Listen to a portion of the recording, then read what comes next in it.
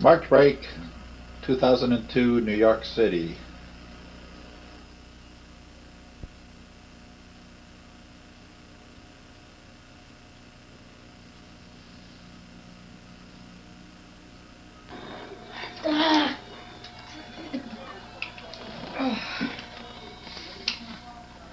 Daniel? Yeah.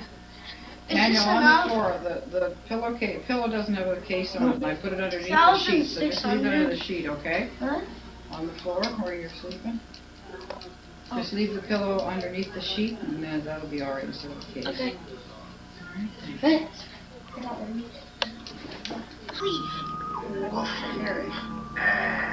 Stop it, Carl! I'm gonna have nightmares! Carl is no more. I am Wolf Boy. Yield to my power! Well, what about me? What about my power? No time. I feel a full moon rising. My power. Roar! You guys, Lorraine was totally bluffing, right? You two are the only ones who know about my frizzy lizzies, and you'd never tell. Only under threat of torture. Can I move this? Oh, Ray! No. Ray, I can't take you anymore! I did it! I told Lorraine That's for the cat. I can't take your awful red hairy legs! Oh, you traitor! It was a total accident! Maria just said Courtney was your best friend and she just got me so flustered it slipped out! Duty, how could you? I didn't mean to. I'm so sorry. Oh. Well, at least you didn't bet her love for smiley face pajamas or that whole tooth fairy thing. No. Oh.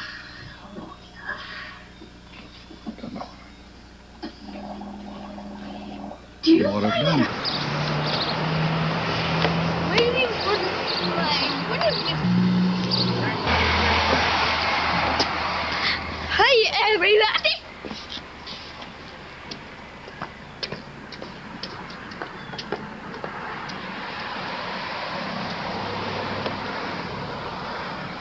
Walking down the path at the train station at Suffern.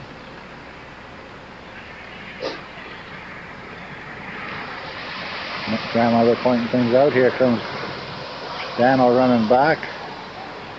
Tyler coming down there too.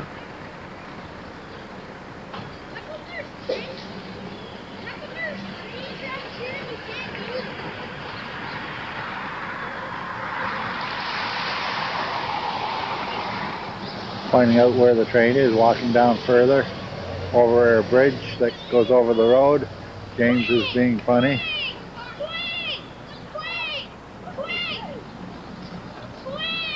Here comes a train this way.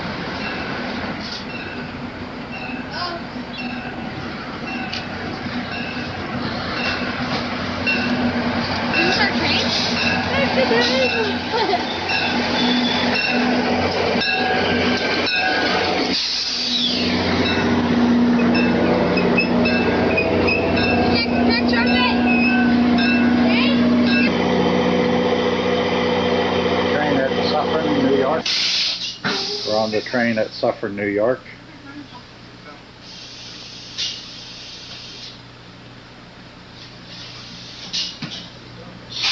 Hello, James. Look at me. Hey, there he is. Hi. We're at the back of that. Yep.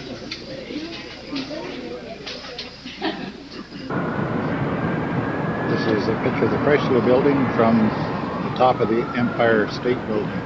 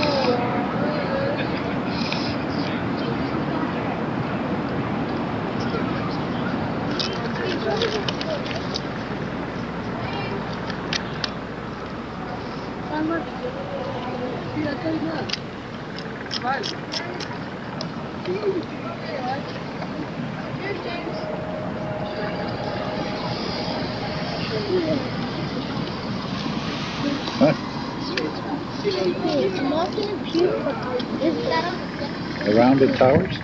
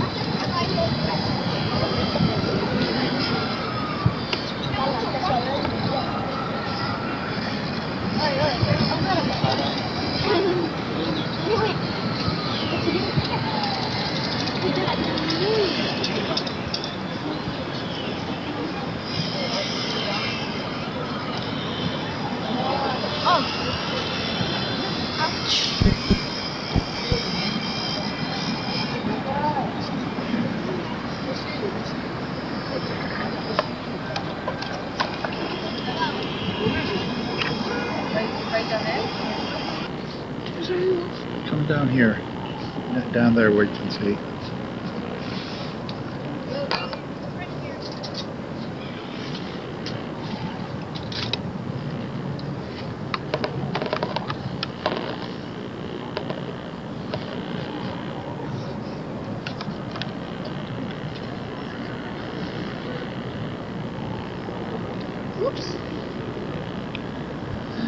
Trying to get the Empire State, or I mean the Statue of Liberty. I don't think I'm getting it, but anyway, that's what I'm aiming at. It's pretty overcast today, as you can see.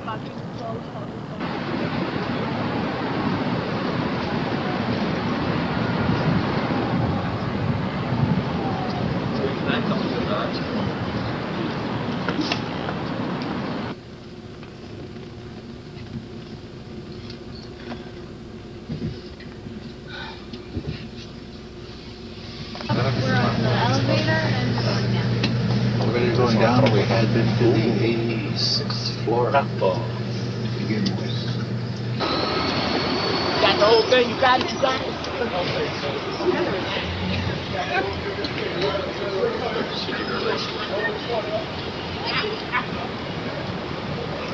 Empire State Building from 33rd Street, looking up the tower. We were up on the 86th floor at the observation deck.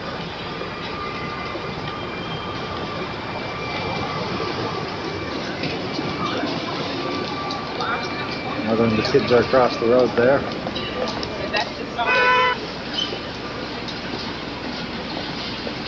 Standing in front of the Empire State Building. No, they had $2. Did you get American dollars? I only got 25. Actually, got me a few American dollars. So you'd have like 45 Canadian New dollars. York subway, 33rd Avenue right now. In my bed, we got 400 something.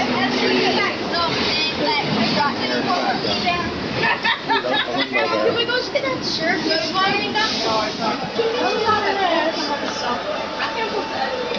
There's Subway. There's Subway. There's Subway. There's Subway. There's Subway. This is my third. Where's Subway? What? I came twice. One way and then another way. Then I'm going one way, now the other.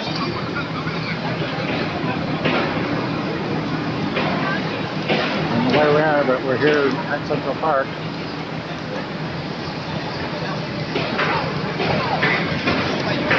Mother and just walking ahead of me. New York's finest.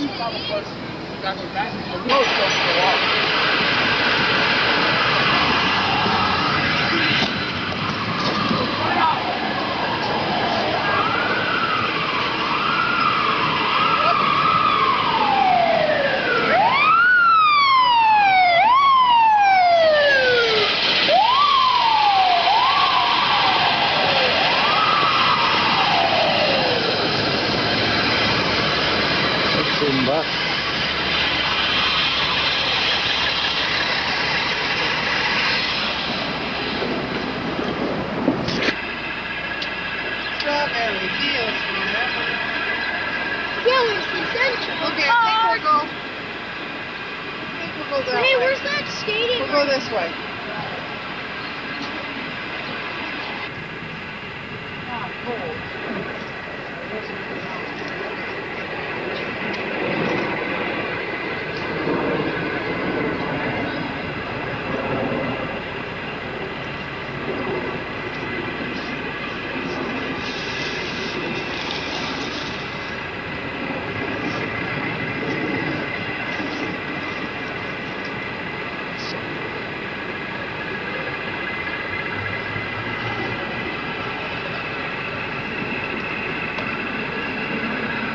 Don't go away.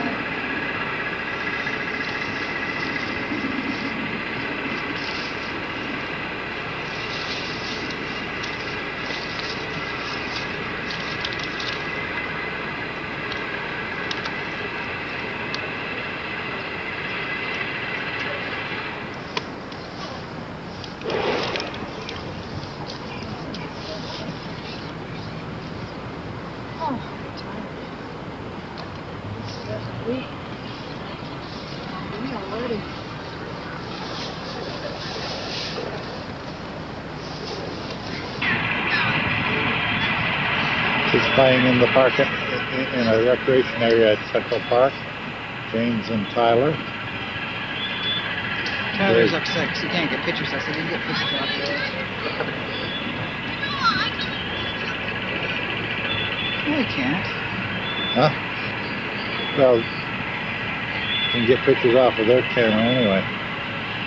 Get a 7.8. They can have a tape of this.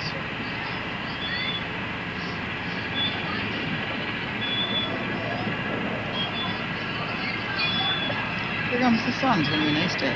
Bryant had said, oh, Mom and Dad will have their still camera and the movie camera. I said, Mom said, not Bryant.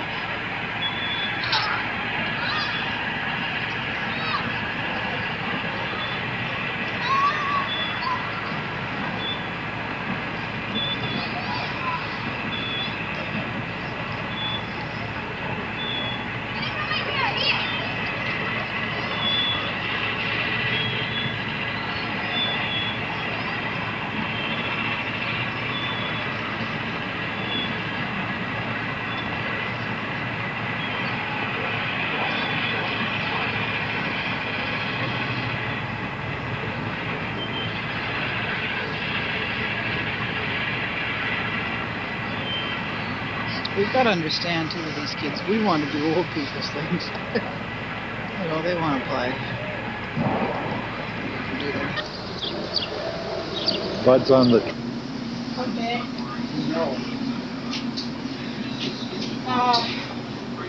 Can you cut them for us? Oh, that would be good, because I think we better only have one between these guys. Thank you. Oh, why is it like for dinner? Okay, how many? We'll take 3. 10. We'll take 1 chocolate. What's that chocolate with the white on it? Yes, take 1 of those. What's the chocolate with the white on? It's got caramel and pecans and chocolate, white chocolate and dark chocolate. Want me to slice this? I go by here every day and I bought it. And I guess we were down working around there. And somebody came in and they had one quartered and the other over there.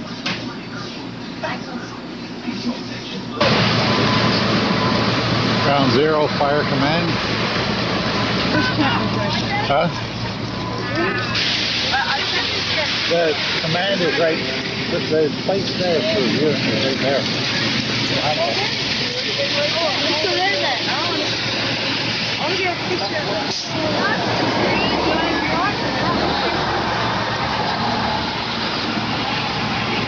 The Millennium Hotel.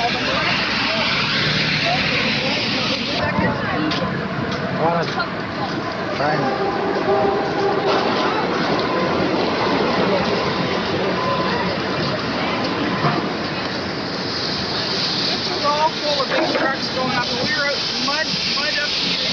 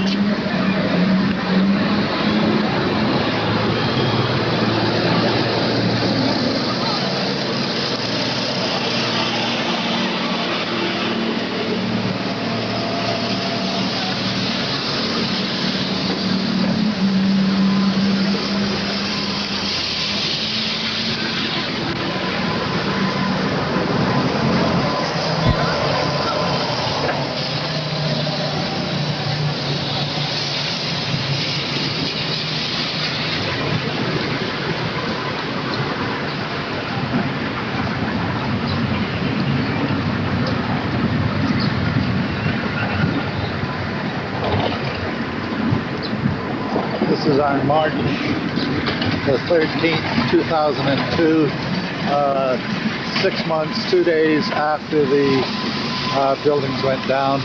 There's buildings over there with materials on it for protection. Cross? Can you see the cross? Oh, right here in front of us. Cross. They dug that one out, I think. I don't know if I can get any of it or not. Have a tent right up here across the side. See the cross?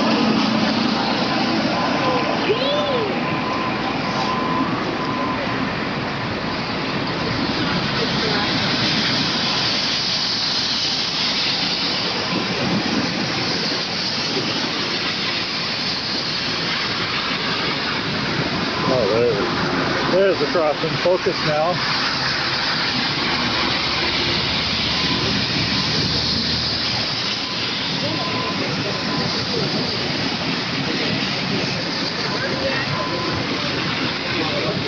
We got a snapshot on of the cross.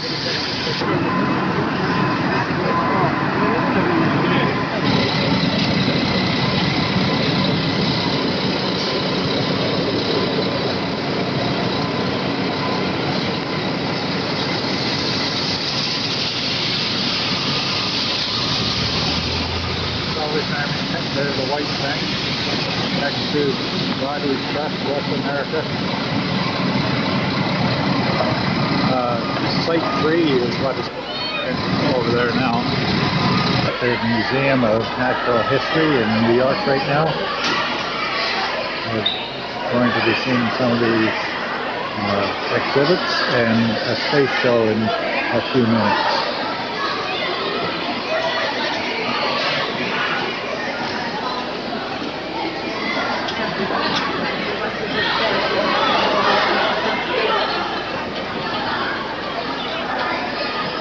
Looks like a rock display.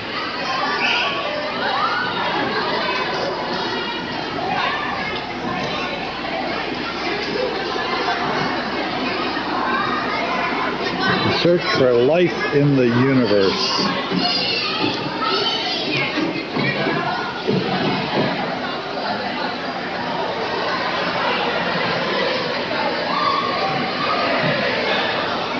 Feature story, Water on Mars.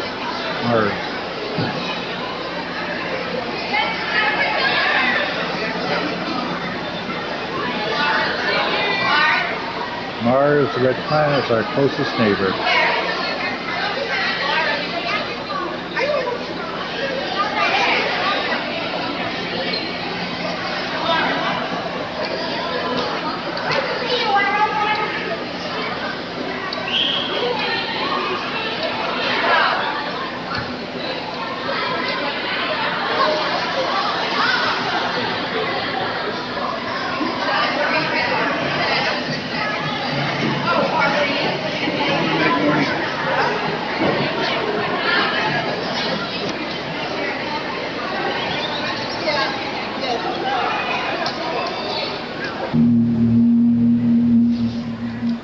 How do we look for black holes if they can't be seen?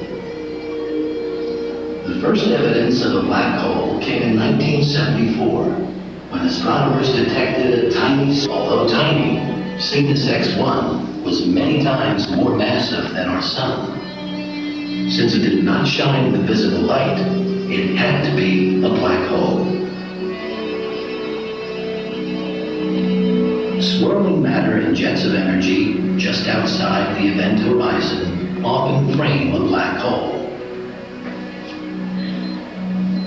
This whirlpool of gas is an accretion disk. It can reach temperatures higher than 1 million degrees. X-rays and gas emitted by the accretion disk can jet out from either side into space. These images are thought by astronomers to be an accretion disk around a gigantic black hole in the center of a distant galaxy. Closer to home, millions of stellar black holes may be among the few 100 billion stars in our own Milky Way galaxy.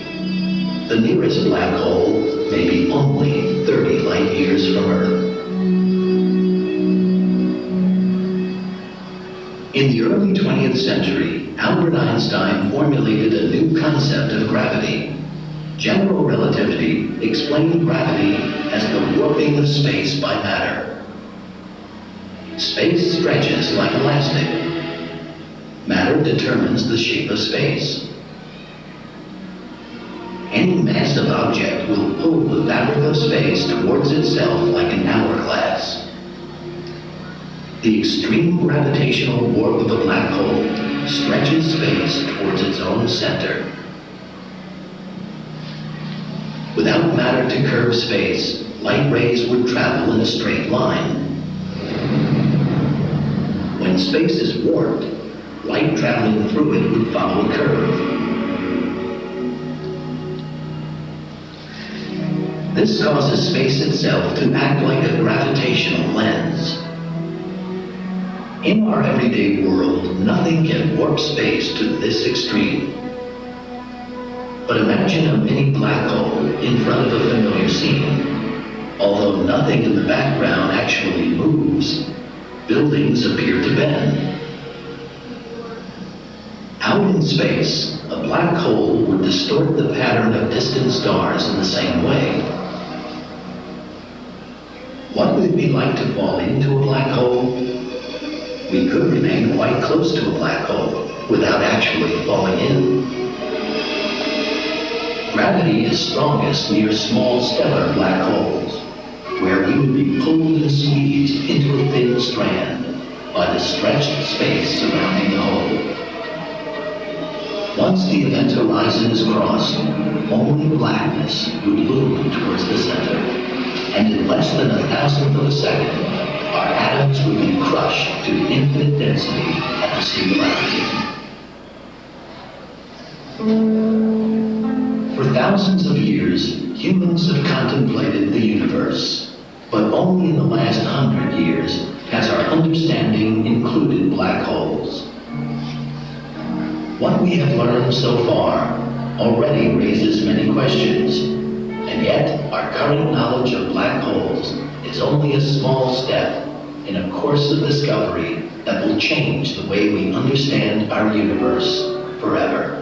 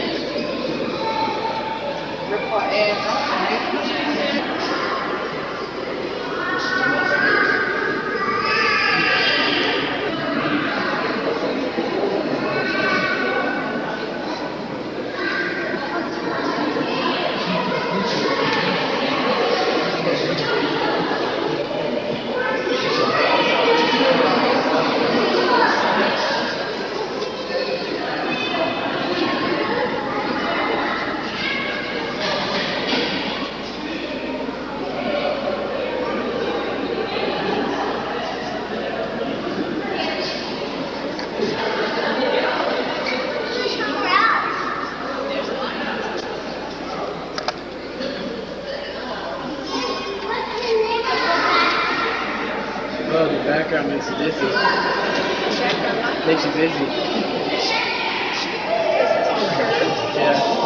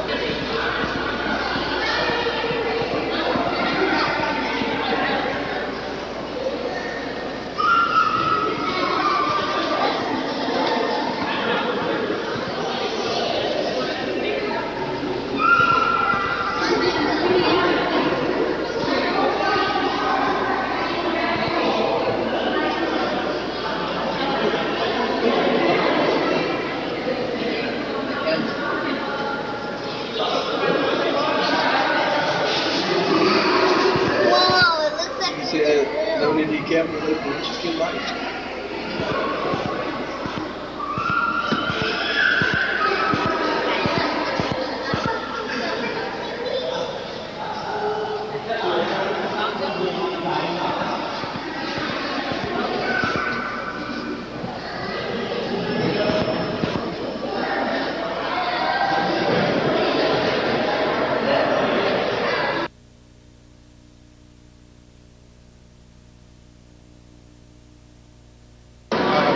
Let's go into the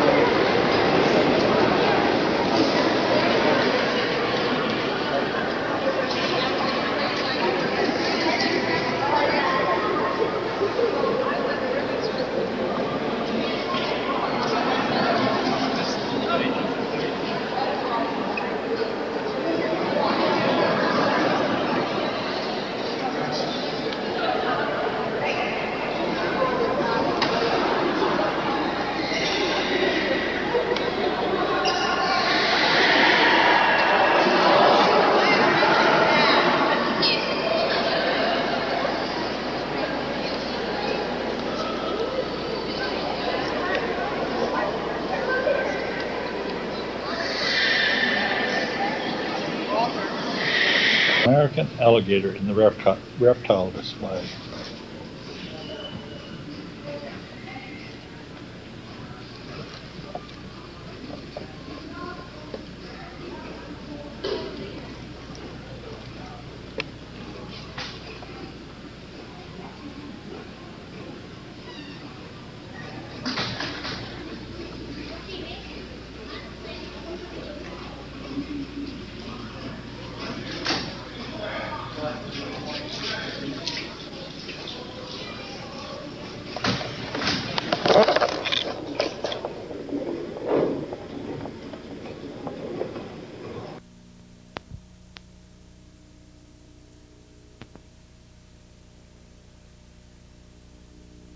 Times Square.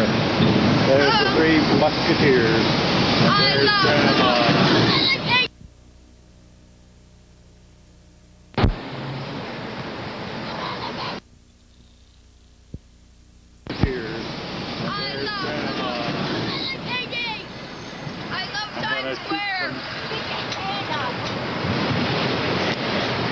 way here last night. stop it.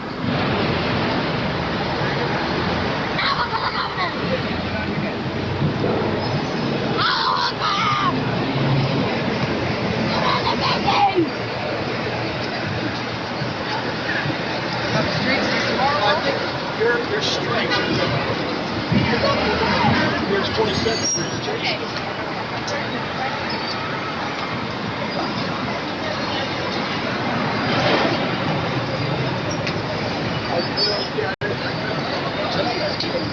Air conditioner, whatever the hell it is, is that flowing all the way down to the floor? We're walking down 7th Avenue near Times Square here. 7th and 42nd that was. We're coming up to 2nd. We're 7th and 43rd.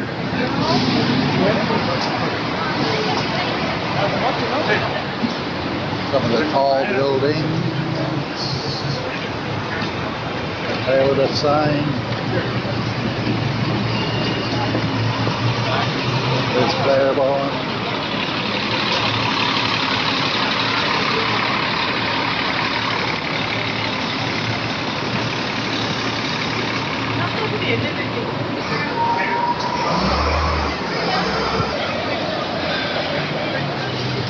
Toys R Us across there.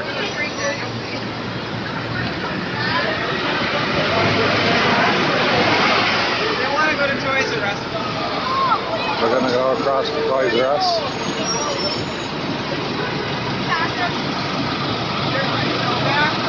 This is at Toys R Us, 7th and 44th, or also Broadway and 44th. It kind of does a V shape here.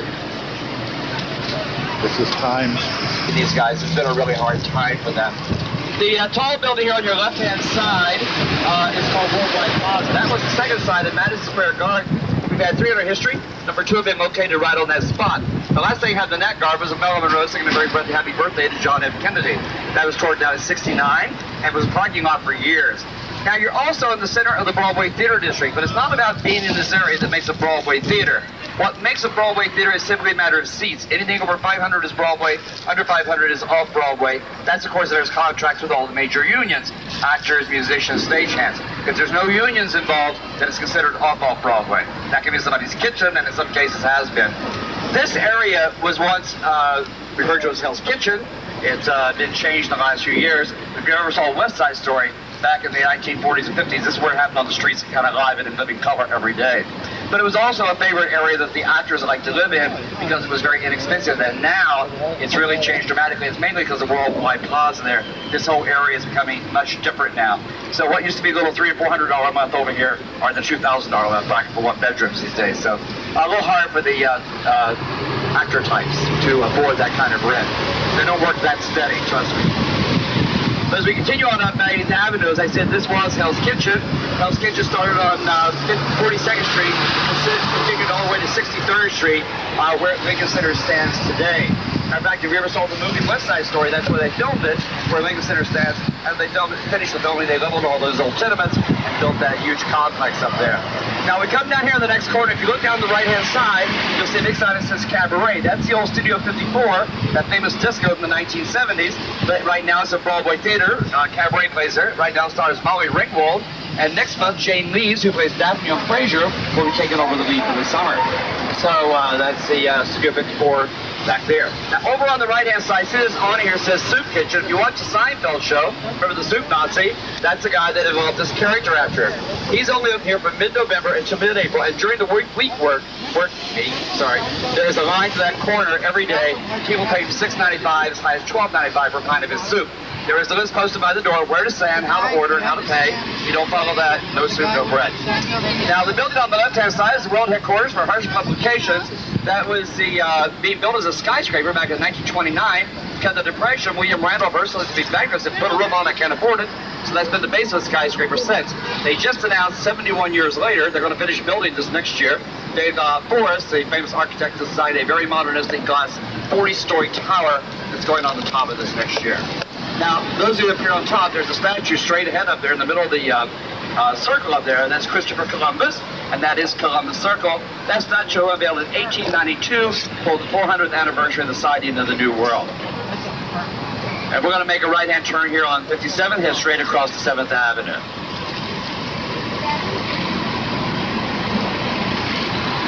As we make the turn here, there's a building on the left-hand side that says CompUSA.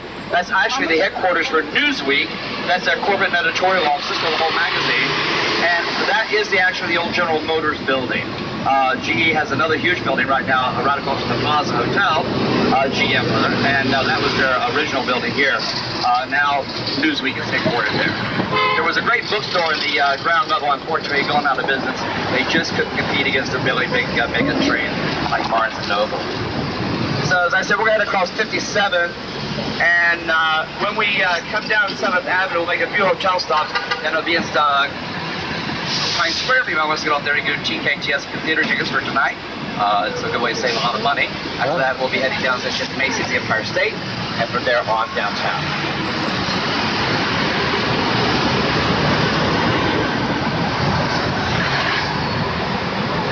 Now, over here on the left-hand side, coming up, see all these flags over here? That was the first steam restaurant ever built in New York City, the Hard Rock Cafe, right up here on the left-hand side. That car hanging on the side of the building drove the city crazy. They were not really thrilled about the idea of having that awning, but it worked out. But that beautiful little building right beside it is the Art Students League, one of those famous art schools in the country, and with offices there, like many others. And then the building right here on the corner is called the Osborne, built in 1885. It's a landmark building. That's the second oldest luxury apartment building in New York City. Magnificent apartments inside, huge. Now we make a turn here. As we make our turn on the left-hand side, the most famous concert hall in the world, Carnegie Hall, in the city by Andrew Carnegie back in 1890. Originally called the Music Hall, the name changed after Mr. Carnegie's death to Carnegie Hall. This construction work you see here on the side, they're going 60 feet down under the present stage and building a new concert hall 60 feet down. So later this spring we'll have a bi-level hall, symphony on top, small recital hall down below. It's called Zangle Hall. I don't know who the Zangles were, but they must have left a pile of cash, because this is not a cheap project. So we do have a stop here with the Aldi Park Central. If anybody wants to go to the Hard Rock Cafe, this would be the stop for that. The third one, so just look through this archway here on the left-hand side. You should get a pretty good view of it. It's sunny. There it is right there in the background. Now over here on the right-hand side, the Winter Garden is one of the oldest in the city. This was actually a horse show ring owned by the Vanderbilts in about 1910. The Schuberts, the famous theatrical lion horse, bought this and actually leased it from the Vanderbilts and turned it into one of the most beautiful theaters in the city. That was done for the old Al Jolson shows. Mamma Mia got huge hit reviews, going to be there for quite a while. The last show was there for 18 years, that was called Cats. So Singing Kitty Cats got this last September. So we'll come down here to 49th Street, we'll make a swing around and come over to Broadway for our stop at Times Square.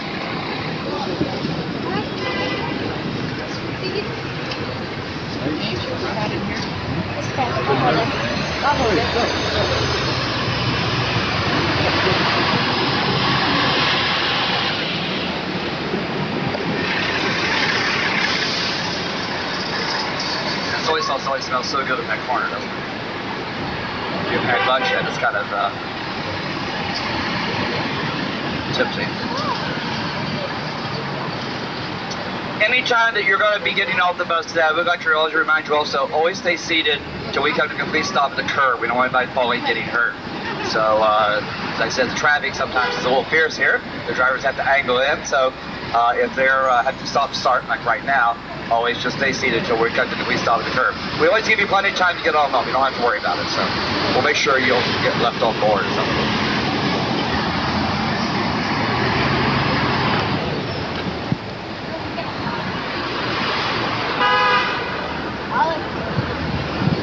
So we stopped just over here. If anyone off of Times Square, this is our stop.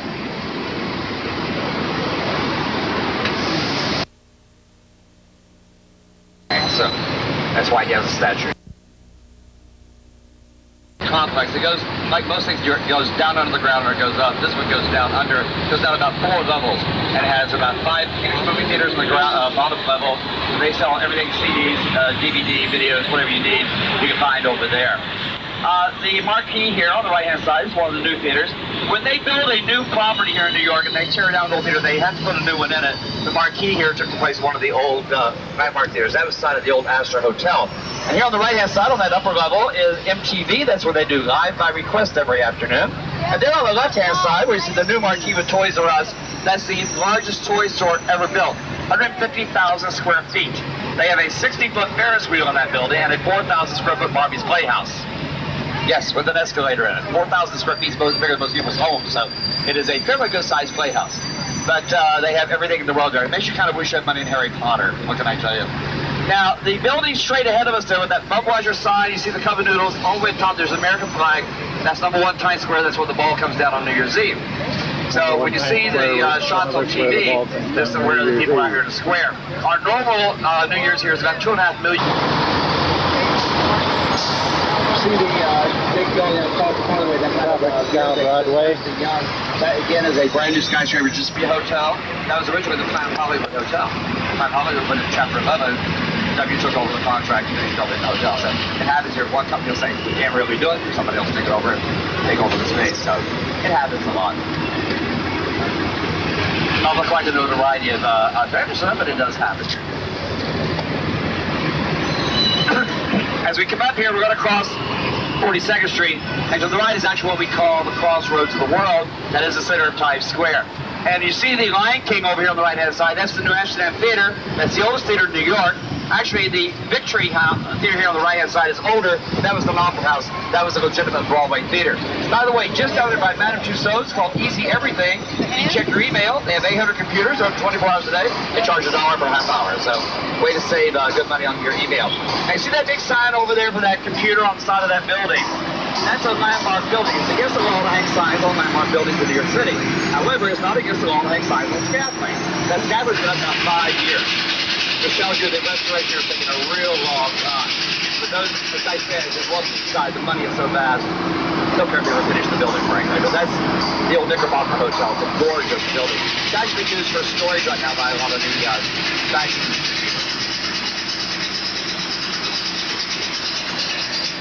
So if you want to pick up a skyscraper cheap, you can probably get in on the ground floor here. Not too late to change where you want the wiring with this.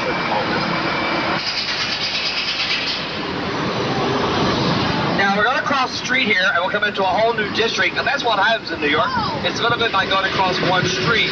And as we do, we come into what we call the fashion district. We call it the garment center here in New York. And this is where most of the major design work is done for the fashion industry. Parsons School of Design right here on the right-hand side, that's their fashion school. Their main campus is in Greenwich Village as part of the new school. Over here on the left-hand side, this beautiful bronze statues by Judith Weller is dedicated to people who really built this industry, the woman who said did piecework. These guys made about 35 cents a day for a 12-hour day in the early 1900s. But every building down here is full of every major design company in the world. Donna Karan, Ralph Lauren, Calvin Klein, Armani, Tommy Hilfiger, Yves Saint Laurent, Cerruti 1881. And these are all showrooms, cutting rooms, pattern rooms, and their executive offices. So when people come to New York to go to the market, this is the area they come to. It is very busy down here on the weekdays. You'll see the guys with the big bolts of fabrics going around, pushing them from the different trucks, also loading finished garments on the trucks. It's interesting about this part of the industry here. In 1945, 95% of all clothing in America came out of this 12 box square area right here. Today, a lot of things are made overseas. This is still the 4th largest revenue producer for New York City. So it's really astounding, still the amount of money that comes out of here. The #1 industry, by the way, is the financial district here.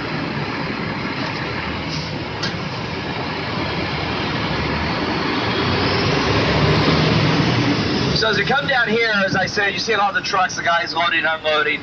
And if you come down about 8 in the morning, you'll see them with these kind of industrial-sized bolts of fabric. Come back at 11, you'll see them coming around with fabric cut into pieces. By about 4 o'clock, they're loading finished garments onto the trucks. So whatever piecework is done here is done pretty fast, actually. Now we're coming up on the left-hand side here on Macy's, and this is a small interest, don't let it fool you. It is still a massive department store, and it just looks kind of small to this side. They're really no longer the largest store in the world, although they still have all the sign that they are, but they're really not. There's one in Japan that's a few square feet larger. The reason they're not, the only thing they don't own the entire block is that little farm stand right there. So I'm sure they'd like to get that lease back and put that back into their little kitty of square footage, and then they would give me the world's largest. Now, if you look to the left-hand side, you get a great view here of the Empire State. If you're out on the left, it's hard to miss. It is the tallest thing on the block. By the way, if you're planning to go to the Empire State, you must have a photo ID. You cannot get in without a photo ID of some sort. Now, the hotel over on the left-hand side, by the way, if you remember that song, Pennsylvania 65000, that hotel still has the same phone number. Glenn Miller used to play here, and the weekly radio show was broadcast live in Hotel Pennsylvania, and he wrote that song about the hotel's phone number. So, that Hotel Pennsylvania still has the same phone number. It's interesting, we did a tour down to, I had absolutely no idea until I was really right. When they did what they did, they truly really thought the entire financial system of the United States would collapse within 7 days after hitting the Twin Towers. Like, it just astounds me sometimes, the stupidity. But, you know, it was a hit.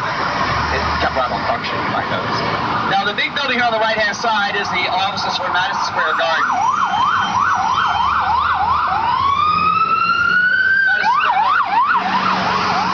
Also owns Radio City Music Hall these days. So that's all the executive offices right there on the left-hand side. The big round building back here is the garden itself. That's home to the Rangers, the Knicks, Madonna, Barbra Streisand, Billy Joel, the circus, the ice show. He won these 23,000 seats place here. It is a layered building. Right underneath the garden itself is Amtrak. That's Pennsylvania Station. That's our Amtrak station. Under that is New Jersey Transit, and under that is Long Island Transit. So it layers down all these different railways underneath it. And it is a massive coliseum. And it was one of the largest in the country, I think, when they built this in about 64. And of course, there's some bigger. This was pretty good size then. They can make a change here from hockey to basketball in 24 hours. It's pretty astounding. Now, the building over there on the left-hand side, that big white limestone building there, is our main post office. That's the largest in the world. And over 365 days a year, even on Christmas Day, it's open with one small window. However, the city is spending $500 million. They're moving the post office out of this facility, and that's going to be the new Pennsylvania Station.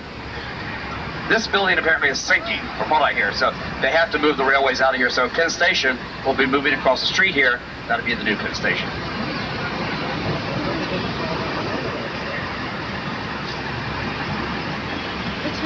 That's the post office building that will be vacating shortly and becoming Penn Station. Penn Station is currently under the Madison Square Gardens, but the Penn Station part of it is sinking, so it has to be relocated.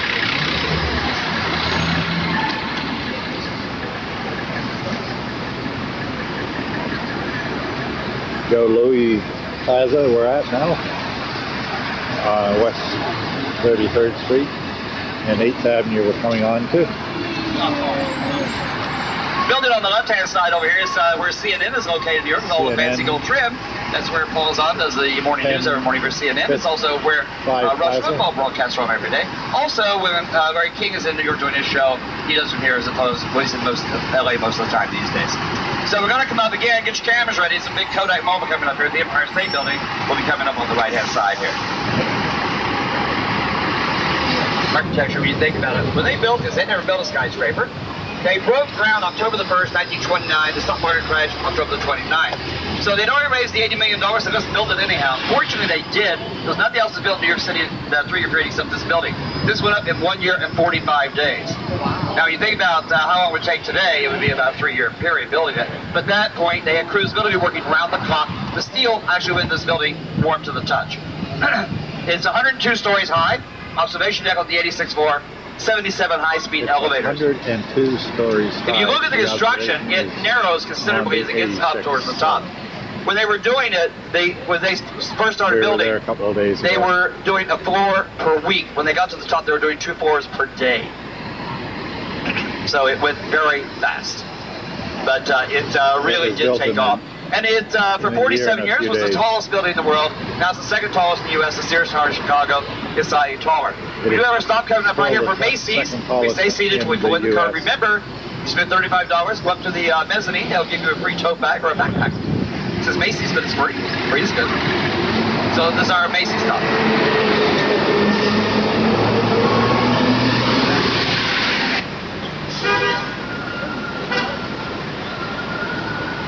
whole lower level of the store here. So it is really quite an extraordinary thing they do here. So they give a lot back to the city. This building, by the way, here was built in 1904. The second building done about 1910. This was originally a small building that they added on later that just broke through the wall. So it started out as two separate buildings, actually. Going across 34th on Broadway here. If you look on the left-hand side, there's a gorgeous little park here. It's called Herald Square. Now, the Herald was a newspaper still on the site for many years, and it went out of business. And when they did, there was a clock that's still on top of the building. It's right there in the back part of the little park here.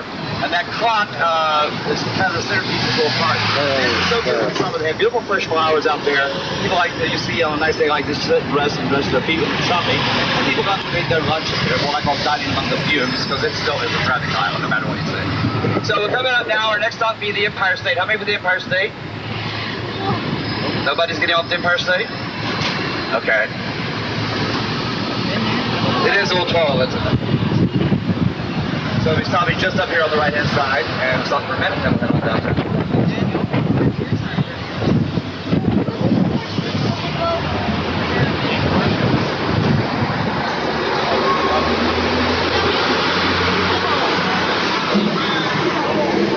Characters, and that is where you really try some very good food, not expensive, kind of like Chinese, but a lot more spicy and definitely a lot more garlic. There's also the rug and the antiques area down through here. There's a load of rug shops all up down Fifth, up down the side streets, and of course the antique shops all over down here. Antiques down here, by the way, mostly the Asian variety, and are very seldom ever negotiable. Rugs, yes, but not antiques.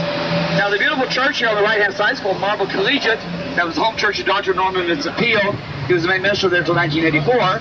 Liza Minnelli is getting married here Saturday afternoon at 5 o'clock, so Elizabeth Taylor's to be the maid of honor if you all want to run down, stand on the street and see all those people. And you look to the left-hand side, right in the middle of the block there, is another little church called the Little Church Around the Corner. As a matter of fact, that's a big thing with a lot of the Hollywood and Broadway people. Elizabeth Taylor's married there, Bruce Willis, Demi Moore, Elizabeth Taylor, so she knows this area really well. Now, this is also the gift areas besides rugs and antiques. And the building right here on the left-hand side, that large brick building, is the main gift center. So if you own a gift shop in the world and you came to New York to go to market, that's where you come to go. Every floor there, chock-a-block full of little companies selling china, crystal, dried flowers, towels, whatever you buy in gift shops around the world. So that's where they come to place their orders. You must have a resale number to get in there. Unfortunately, you can't just go shopping. So if you want to go shopping, you would have to have a resale number. And you have to buy by the gross, so unless you need a lot of something, I wouldn't really suggest this, okay? Now you see some trees right up here on the left-hand side called Madison Square Park. The first side of the first Madison Square Garden was right there. So we'll be coming up there in just a second. The first side of the first official baseball game. But that big white tower you see in the background there was the Metropolitan Light Tower. In 1910, that was the tallest building in the world.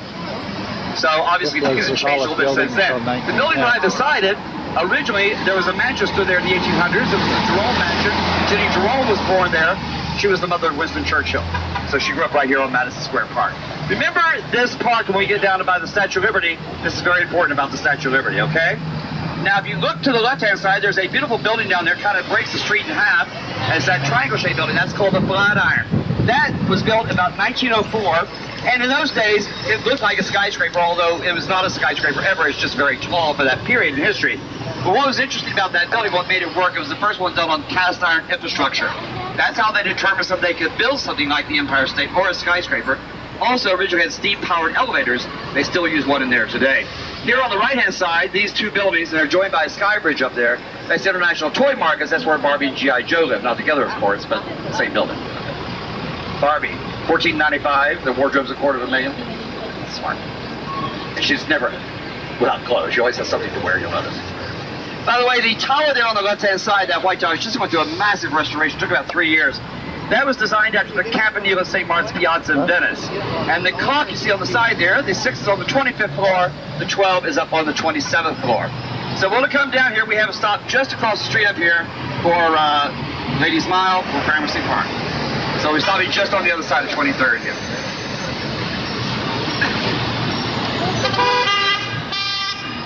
Where they're doing a lot of construction work here. Donald, wherever you can find a come in down here, I don't We're back on Broadway. Right. You want to get off? Yes. We're back on Broadway? Broadway? Looking around. We're on Fifth Avenue Yes, there are. now.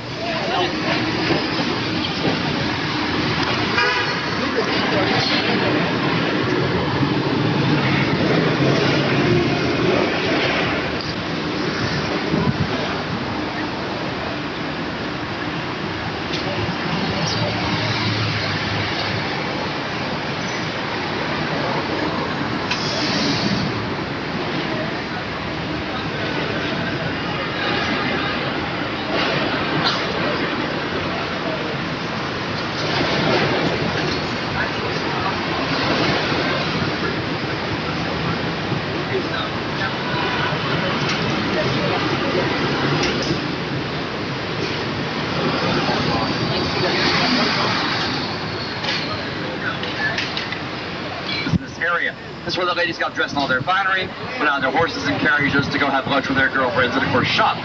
Also, along through here, you'll see a little bit of the old cast iron. Like here on the left-hand side where you see it says Salon, that's some of the old cast iron. We have a huge collection of that in Soho. This is kind of the tail ends they built north. The gray building here on the left-hand side, the columns are iron. The arches, of course, are done in stone. But like the doorways here on the right, gives you an idea how lavish this area was as far as shops and, you know, I said it was the place to go. Now here on the left-hand side where it says Zara here, again, a gorgeous use of the old cast iron. It shows you how they could really kind of change the shape of things, which before it was all kind of very bland. By the way, you notice down here the street signs are brown. In New York, that means a historical area. When you see green street signs, it means just a regular part of the city. When you see black ones, which you'll see down at the Battery, because that was New Amsterdam, pre-Revolutionary War. So that kind of gives you a vague idea sometimes of where you are in New York. But it's interesting in New York, the decor is always at the top. They never put it at the bottom of the buildings. A lot of these are mostly boring. But when you look at the top of the buildings, they're absolutely extraordinary. And we never look up, so New Yorkers never see any of this stuff. Because we want to make sure we don't get run down by another pedestrian. We know who you are when you're here with us. See you like, oh, look at this, you know. So that's how we know who you are. But if you look at the top of the buildings in New York, you will see some of the most amazing decor that said all the detail is at the top. Now the one on the left-hand side, see up the top there, the ladies hold up those balusters. And here on the right, these gorgeous windows, each above every doorway, all that hand-carved back in the 1800s. So it is a very important area historically and architecturally, and if you live here, it's kind of a nice shopping area, but it would not be an area you would kind of just wander into easily because it is a little bit off your beaten track here for the tourists. But it's nice, if you're into architecture, it's a nice walk. By the way, there's a great little museum just down here on the right-hand side. Past that green banner, there's an American flag hanging down there, and that's on Forbes magazine building.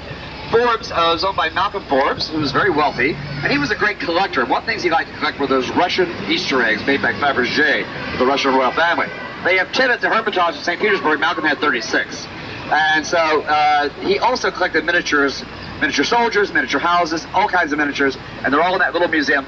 Most people don't know that museum exists. It is easy to get in and out of. It is fabulous, and the collection is extraordinary. Now we're turning here on 14th. Anybody from 14th Street? 14th Union Square? Nobody? Okay.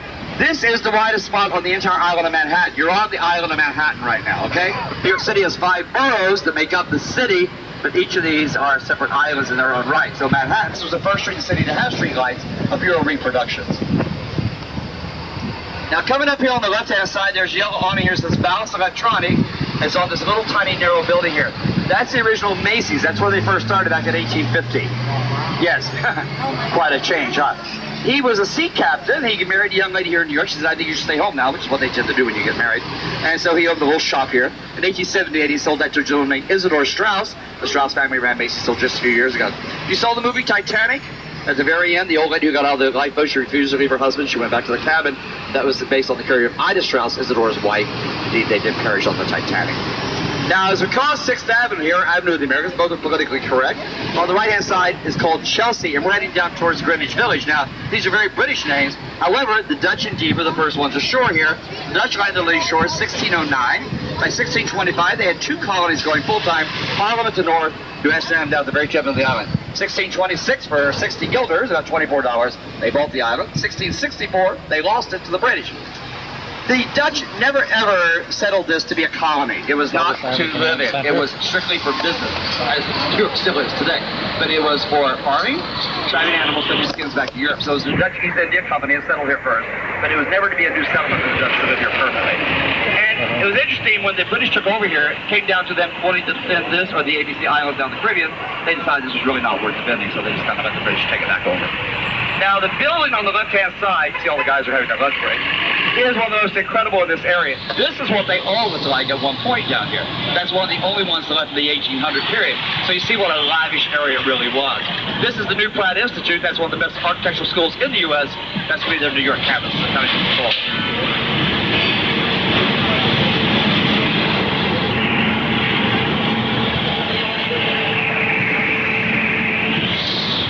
Baltimore originally came here as a young man to pursue a writing career. His wife died very, very young. She had been his cousin. She was like 14, I think, when they got married. She died very young. And he got really into some very bad dope habits, opium being a drug of choice in those days. And he sold The Raven, probably his most famous poem, for about $12 to get a fix. So funny how some things never change, isn't it? But he did live here for a while. He lived all over New York City. He actually died in the Bronx. It's our northernmost borough, and he's buried in Baltimore. Now we're in Greenwich Village, and it doesn't look any different, does it? It doesn't look like a village. There's nothing about this that says it's quaint and charming or villagey. It's going to change just down the street here. When you're here at 14th Street and you go north, New York is a perfect grid. Everything's north to south, east to west. It's a modern city plan. If you get right down here past St. Vincent's Hospital, you have about 5 streets converge from every direction. All the architecture changes. It's an old European village plan. So it has a whole different look. And if going all the way here to the very tip end of the island, it's the oldest part of New York City. So we get down to the old section here in just a second. By the way, the hospital over here on the left-hand side, St. Vincent's coming up, is one of the oldest teaching hospitals in New York. But this was also where all the survivors from Titanic were brought to be looked at by the doctors at the Carpathia doctor in New York once they picked them up at sea. So has a little bit of notoriety for that as well. But it is a really fine hospital. Hopefully you won't be sick while you're here and have to go to the hospital, but we do have very good medical care if you should be. By the way, the response time for ambulances here is about jam. Now you see what I said, all the streets from every direction, all the architecture changes, no tall buildings, everything's kind of very small down here. And if you look up down the side streets, it's what we call quaint and charming, which in New York actually means expensive, okay? So like these little quaint and charming townhouses here on the left-hand side, you can get one of those for about $4.5 million in today's market. A one-bedroom down here, $4,000 a month, is standard these days. So no longer for the starving artist. Many years ago, Mark Twain lived down here, Louisa May Alcott, Poe, of course, and this St. Vincent Millay. In today's world, the starving artists live down here, people like Richard Gere, Susan Sarandon, and Tim Robbins. So the starving artist would have a hard time living down here. It's you got to kind of have a real job. But for you guys, it's actually quite a bargain. There are so many restaurants down here. It's very competitive, so the prices are never steep, and you can eat your heart's delight and have a good time and not break the family budget. Now, one of the oldest comedy clubs in the city, right here on the left-hand side, see Joan Rivers is buried here. It's called the Duplex. She actually started her career there, which kind of gives you an idea how old that place is. And then on the left, you see the statues in the park there. That is in honor of gay pride. The Stonewall, just over there on the left-hand side, that red awning, is where the whole movement started on the evening of Judy Garland's funeral, as a matter of fact. So the city put those in a few years ago to honor that kind of movement, because it is a very huge part of the village down here. But you come down here at night, there's every kind of music club, jazz, rock, soul, up till 4 o'clock. But they reopen at like 4:15, so you don't have to sell it. It's only slightly more than the Big Mac shaken fries. You can't afford not to be romantic, you know. Now, on the left-hand side over here, there's a very tall building. It's called Greenwich House, and that is actually an old settlement house. Back in the early 1900s, they took care of a lot of indigent people there, and that's now a theater school and a music school. Matter of fact, if you watch Sex and the City, the girl who plays Miranda, Cynthia Nixon, is one of the founders of the theater company there. Now we're coming on to Bleecker here. Bleecker, what I call living above the shop. All the ground level here are all shops, restaurants, boutiques. All the top of these are all 18th century houses. By the way, John's Pizzeria, by the New York Times, considered the best pizza in New York City these days. They do have another one on 44th Street, just right beside the St. James Theater, where the producer's place. We see all these little narrow buildings here. Now these were private homes back in the late 1700s. In today's world, of course, these are apartments. No elevators. These are really old buildings down here, so they weren't built for elevators, so all these are walk-ups. Here on the right-hand side, Our Lady of Pompeii, one of the oldest Catholic churches in the village. One thing you learn when you have a 5-floor walk-up here is you have a cat, not a dog. Dogs have to go 3 times a day. Kitties are self-cleaning. It's amazing how well this goes, okay? So dogs are really tough when you have a walk-up apartment. We do have a stop here in Greenwich Village. Everybody to the village. So what Falls Avenue in the Americans here are 6th Avenue, like the most politically Wow. correct. Back in the LaGuardia administration, they started the Association of American States. Mayor LaGuardia wanted to honor that, so he took 6th Avenue, changed the name to Avenue of the Americans, honoring North, Central, and South America. New Yorkers still call it 6th Avenue. They've never quite gotten around to Avenue of the Americans. They don't use words they don't have to use. So if it's short and easy, that's what they do.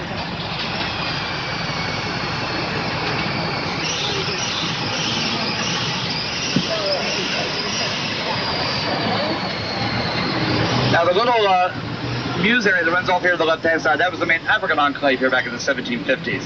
Now the red brick schoolhouse here on the right-hand side is a landmark building that is called the Little Red School, as a matter of fact. And that's a private school, kindergarten through 6th grade, around probably $14,000. Mounted police. Yes, I know. 2 is like send them up to college. Here on the right-hand side, Cafe Figaro, one of the oldest coffee houses in the village. Now, this part of the village was the first part actually settled about 1737, and this was a young farmer from England, from Greenwich, and this was all farmland. Now, 1750, at that time, the center was down in what we now call South Street Seaport. It was very congested and very kind of just jammed down there. So the merchant princes, the ones who had money, wanted to move to the country. They started building up here in the country.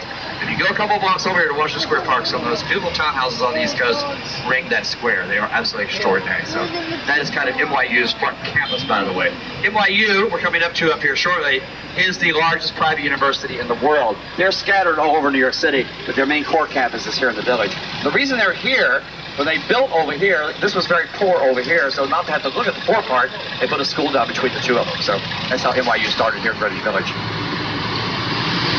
Columbia started in a church down on Wall Street, now is up 106th Street.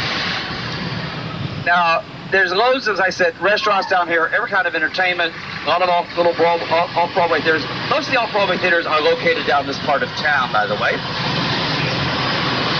And the second blue awning up here is the Bitter Inn, very famous old club. That's where Joan Baez started her careers a few years ago.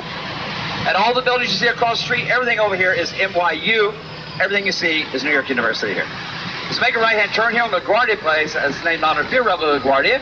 He was our first 3-term mayor. He's the one who actually pulled New York together at a very tough time. There's a great Picasso statue, it's called Sylvette, right here on the left-hand side, right on the NYU campus. It's the only outdoor Picasso piece in New York City. Now we're coming up here to Houston. This is spelled Houston, but it is pronounced Houston. If you try to take a cab down to Houston, they will try to drive you down to Texas, trust me. So you really might want to come down here to Houston. As we cross the street, we're going to be in Soho. Right now you're in NoHo. This means north of Houston, over here south of Houston. It's that simple, folks. Now Soho in today's world is a really fabulous area. But about 25 years ago, this was kind of falling down around the city's ears. And what happened was a lot of the artists started moving in here because it was like really cheap, or better yet, free, because they become squatters. There was a lot of windows, so they had a lot of light for painting. Well, what always happens happened. The minute the artists made it fabulous, they couldn't afford to live here anymore. So it is now, as you look around here in today's world, very chic boutique shops, restaurants, and galleries. And it is some of the highest commercial real estate in the city, next to where you have Tiffany's located these days. A restaurant space down here, to open a restaurant, your average space would run you about $250 per square foot for space. So it's the shops are even worse. So it is a bit of a few dollars to be a business down here. But remember I said a lot of the old cast irons down here, like here on the left-hand side, these are cast iron buildings. And this stuff, during the Victorian period, was not very popular. The Victorians liked all the pretty filling carved stonework. This was like very industrial looking. But this at that point was also cheaper than dirt. So consequently, a lot of it was used here. It was prefabricated. It was made at foundries down in New Jersey. They bring it up here and they slime it in these buildings. Voila, instant architecture. But you put a refrigerator magnet almost on anything here and it will stick. By the way, if you're here on Saturday and Sunday, and if it's a nice day like this area will be jammed with merchants on the street here, selling paintings, jewelry, scarves, all the stuff they make in their studios. They do just sell them on the street during the weekends. Of course, this Saturday is the St. Patrick's Day Parade, if you're here. It's the largest St. Patrick's Day Parade in the world. It's the oldest parade in America. Started by the Society of Royal Hibernians in 1857. And it's 5 miles long, so it's a long day.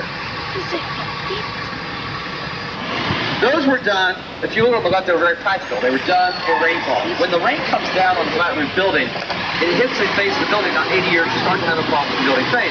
With the cornice, the rain comes out and down, so you get a little bit more lifespan out of your building. By the way, if you need a skeleton for your closet, have the illusion right here on the right-hand side. Also, they give you a T-Rex for your living room or a pterodactyl. Now, we're coming up here to Broadway, make a right-hand turn. If you want to go to Little Italy, Chinatown, or Soho, this would be the stop you must get on. If you need to get tickets for Ground Zero, stay with us to the next stop, which is South Street Seaport. If you already have tickets, stay with us to the Battery, which is a 5-minute walk. But if you want to go to Soho and Little Italy, you must get off here, walk down. We go through them, but because of 9/11, our routes have changed. We don't have a stop there. More money, they want better, looking for their children, basically. So they start moving out of these areas. And Little Italy had gone down, as had the lower Jewish East Side. And the United States, when only surrounds Little Italy, and this was exactly reversed, because years ago, Chinatown was one little block, Little Italy surrounded it. So it's what happens in large cities, particularly here. But if you look down here, you'll notice between every Italian restaurant, there's a Chinese shop these days. So I say about 5 years ago, I get dim sum down through here. Ferraro's here on the right, one of the best bakeries in the city, have fabulous biscotti. So if you come down here, save room to go to Ferraro's for dessert. DiPaolo is the last of the old Italian delis. That's where you can get about 15 different kinds of Parmesan and all good stuff. Now, see that stuff in the yellow bag there on the right-hand side? You don't want to eat those, okay? That's called Duran. That is the sweetest thing you'll ever put in your mouth. I mean, you'll like pucker, you can't believe it's sweet. And then you'll have a smell about you that's really unbelievable. No one will be willing to come near you, trust me. Those are so bad, the hotels in Asia don't even allow them inside the hotels. That's how bad they are. So it's very popular here. I would suggest you have one. But the markets are really huge down here in Chinatown. That's what they do. And again, you have the restaurants here with all the ducks in the windows and the spare ribs and all the good stuff. And then you'll have like the dry markets coming up, all the other things here. The bakeries, they do some wonderful, their sweet stuff in the bakeries is not very interesting. I think they do something like butter. I don't know what they do. It's like not good. But they do wonderful pastries filled with like a curried meat, things like that are delicious. So lots of restaurants down here. I'll show you where I think you find the best choices for restaurants. Grand Street here and Canal Street over there. Paste, all that stuff. And it's, it's like going to a regular grocery store. And it's really great shopping down here if you like to buy cooking things. So we'll make a right-hand turn here on the Bowery, heading over towards Manhattan Bridge and St. James Place. There's always vegetables down here. I have absolutely no idea what they are. I think those big things over there look kind of what are like bok choy, but the rest of those I have no idea. I think there's kind of cucumber or beans. They have beans that are like a foot long down here. Really amazing. But they'll nicely tell you how to cook them when you get them home. Usually. Basically the same kind of retro supply things along here. Now we're going to come up soon to Canal Street. Now Canal is the big shopping mecca in Chinatown. That's where Donna Karen has more bags she never knew she made, and she has more scarves they didn't know they printed. If you're looking for watches, Rolex should only have one L, okay? Down here it can vary. So don't buy expensive things down here. Great for souvenirs, have a fun time, but don't spend a lot of money. By the way, the gold is 24 karat. The bridge on the left-hand side, the lavish as it is the Manhattan Bridge. It was kind of like the Brandenburg Gate. By the way, a lot of the jewelers here sell jade. If you want to make sure it's real jade, the easy way to test it, rub it against your hand as hard as you can, put it against your cheek. If it stays cold, it's authentic jade. If it gets nice and warm and toasty, it's authentic plastic, okay? So that's how you keep it straight on which is which. So Canal Street there on the right. Now, as I said, the best place to go, I think, for the restaurants down here, and the most interesting, because if you've ever been to Hong Kong, this and Hong Kong are very, very similar. As we go along here, just look to the right here, these little small streets we go like Bayard here, and you'll see there's just restaurant after restaurant, and that's where I think you're going to find the really good, authentic Chinese food. If you find a restaurant that's absolutely jammed at 7 o'clock with Chinese, it's going to be a good restaurant. It's got a lot of tourists. Oh, God. What's the place else? Yeah, the one we go to is most Chinese people. It's not much of a restaurant. Food's really. Now over here on the right-hand side is our Chinese McDonald's. It's still the same secret sauce, okay? It just looks Chinese, but it's still the same Big Mac, trust me. Building on the left-hand side is called Confucius Square. It's the tallest building in Chinatown, and it's an apartment building. This is Mr. Confucius right there in front. And we're going to come down here and make a turn over onto St. James as we head down towards the Financial District and South Street Seaport, and then to the Battery. James, don't look over here.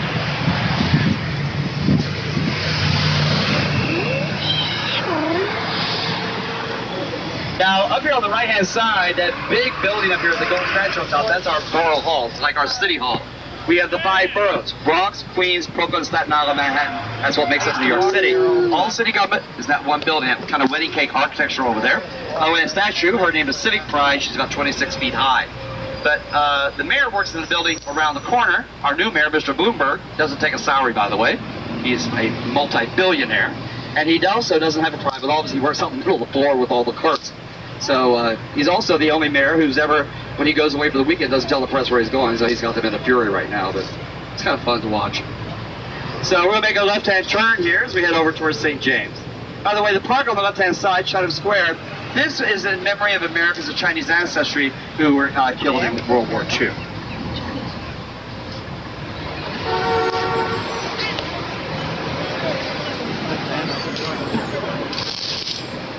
What is that noise?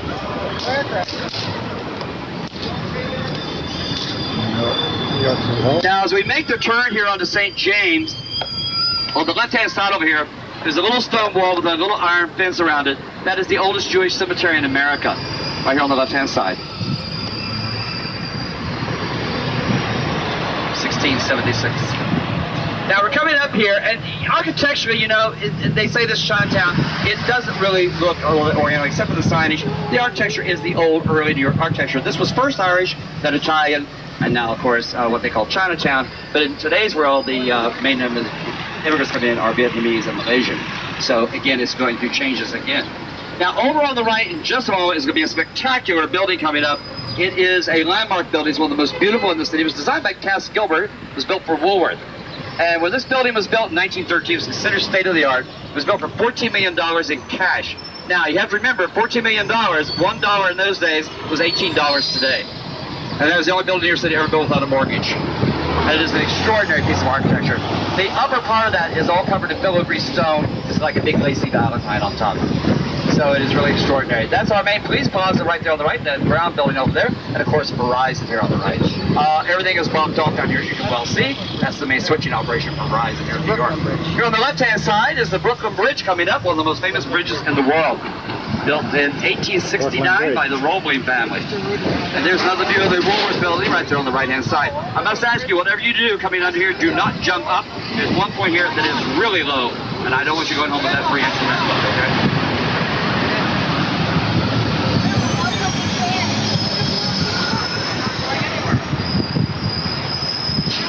See what I mean?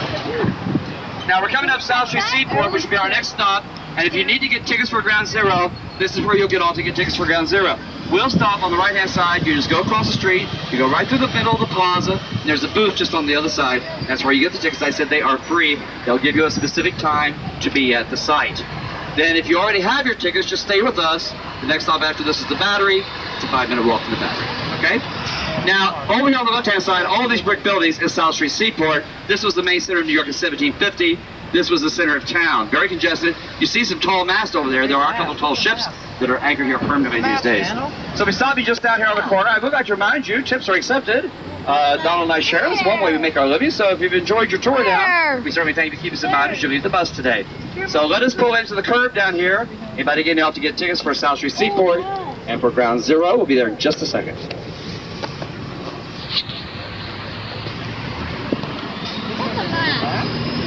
Yeah. Well, we're not there yet, where we're going. What? What's a mass? There's a lot of people, they figure get off here.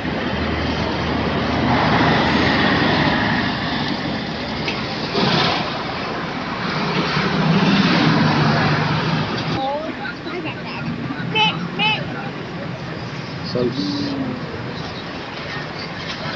Seaport. The right-hand side here has a streetcar down here. The city didn't bother to make them kind of widening. They just built. So some of these are perpetual shade because the buildings are simply so high, they get no sunlight on many times during the year. Now, if you look to the right-hand side, there's a kind of multicolored building. That's Federal Reserve. You saw Die Hard. That's the one they were trying to rob in the movie Die Hard. So don't try it. It doesn't work. They found out. Okay. But anyhow, we're going to be heading down to the financial district. Coming up next will be Wall Street. It's really interesting when you look at Wall Street because of all the power of that name, and it's the financial center of the world. It's a kind of really nothing little windy street. So it's just just a little nothing street, but the power of the name itself goes very far away. As I say, coming down, I was so fascinated that night when the people who did the attack on the World Trade thought that the entire United States economy would collapse in 7 days because of hitting the towers. I mean, it's such stupidity. Anyhow, it is a very busy area down here. And I was down the other night. I had not come down here after the event. Honey? I had not come down until we started doing the tours again. So the other night was the first time I'd actually been really even that close inside myself. Now, if you look to the right-hand side, you look right down here, there's a wall. As I said, it's just not much of it. It's not what you think it is. It's always just kind of nothing little street here. But we'll continue on down here and heading down to the battery. Now, if you want to go out to the Statue of Liberty, remember the statue is not open right now. You can go out and walk around it. You just cannot go inside of it. You can go to Ellis Island, which is fascinating. It's absolutely fabulous. Figure an hour and a half to 2 hours at Ellis Island usually. If you want to see the statue, but you don't want to take the time to go out to the island, take the Staten Island ferry. It's free. Free is good. And they go right across the harbor. You get really good views of the Statue of Liberty. And you get some spectacular views of New York City skyline. They also have a nice little snack bar on there, so you can have a hot dog, a cup of coffee, or a beer, so you won't starve before you get where you're going to go. And so there's a lot of stuff to do down here. There's also a Starbucks, of course. But there's a Starbucks everywhere, isn't there? But there's lots of things to do out here. Now, if you're going to go to Ground Zero, when we stop at the battery, I'll show you which direction to walk. I said it's about 5 minutes. This is where we go. When you go down to Ground Zero, where the platforms are is what's called St. Paul's. It's the oldest standing building in New York City. Trinity Church is actually older than St. Paul's, but Trinity's burned twice. So St. Paul's is very moving actually because people who have been there have left something of themselves since 9/11. There are flags there, there's t-shirts, there's cards, there's things people have left, just, wishing people well. So it's quite moving in itself just to walk around St. Paul's. By the way, the graveyard, St. Paul's and Trinity, are pretty astounding. That's where Alexander Hamilton's buried, is in Trinity. And so the graveyards are very, very old, go back to the 1700s. But it's an interesting area, but St. Paul's is very moving, as I said right now. The Ground Zero space is, a lot of it's cleared up. It's a pretty big hole now. But it is not quite as horrific as it was to look at. It was really bad at one point. I just always say, it's not a tourist site. Just kind of keep that in mind when you go down. But it is, I should tell them what it looked like. Something that needs to be done, so we'll show you how to do it. And we're going to come around the corner up here, come swing around to our parking place, and that'll be our stop for the battery down there. Where are we? Battery. Down at the very bottom.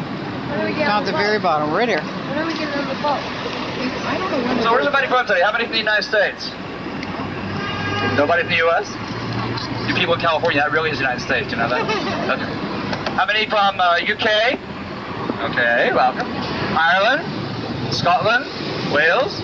I've learned to differentiate all that. Netherlands, Germany. Well, welcome. Hey, in Canada. There they are. The ice hockey champions, we might add. Congratulations, you did good. Anyhow, over on the left-hand side, there is the... There. Give yourself about an hour, because sometimes you have to wait for the ferry to get there. It's about 20 minutes over. You have to get off the ferry. You have to wait a few minutes, and you take another one back over. So figure about an hour roughly to do it. The buses run every 15 minutes. They stop down here. That's the major stop for us here. That's a turnaround, and you want to get one of these buses back uptown, have yourself down here by 6, where windows have been blown away and the back 2 pieces of the building sheared off. But that was where the towers were stood, water. straight down through this area right here.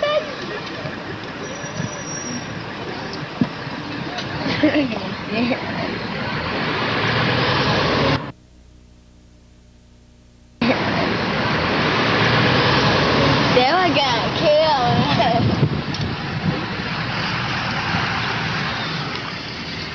Now, when we come down here to the corner, make our left-hand turn, and we'll come back up to our parking spot up here at the battery. All the land you see across the highway down here is landfill. This was all built, this whole part of the city, on the landfill for the Twin Towers. When they built the World Trade Center, all 7 buildings there, they put all the dirt over here in the river. So all of this, all the way up, is a brand new part of the city called Battery Park City, built after 74 when they built the Twin Towers. So all of that over there is on Lamb Hill. There's Ellis Island out there in the harbor.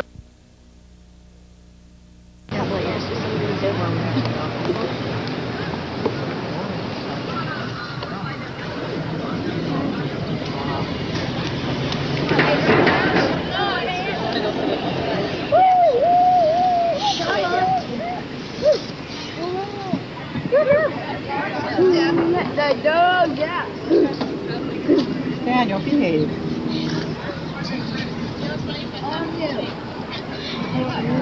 That child hasn't had enough to eat. This is the ball that was the monument at Ground Zero or at the Twin Towers from the 84 bombing. It has been relocated to the Battery Park after 9/11. Because James gone chasing the man, I guess. Young, she was very religious. She wanted to become a nun. She left New York because she had to leave New York in those days, even go find a parish. There was no Catholic parish in New York at that time. And she did enter an order. And 300 years later, she was canonized by the Vatican as the first American-born saint. She was the one who started Little Sisters of Charity here in the U.S., and also our parochial school system as we know it today. So that is the shrine to Elizabeth Ann Seton back there. Now we're coming back into the financial district, and you know, it's really quite fascinating because it's an interesting juxtaposition of the old and the new here. You've got old 18th century buildings, and you got this backdrop of skyscrapers right behind them. So it's kind of an interesting look when you see it all kind of go together down here, that it actually really does work together. So it's quite fascinating how it all comes in here.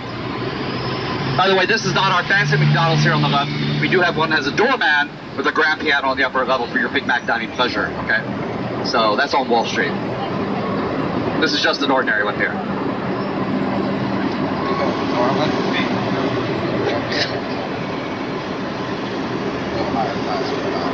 Larger than Houston.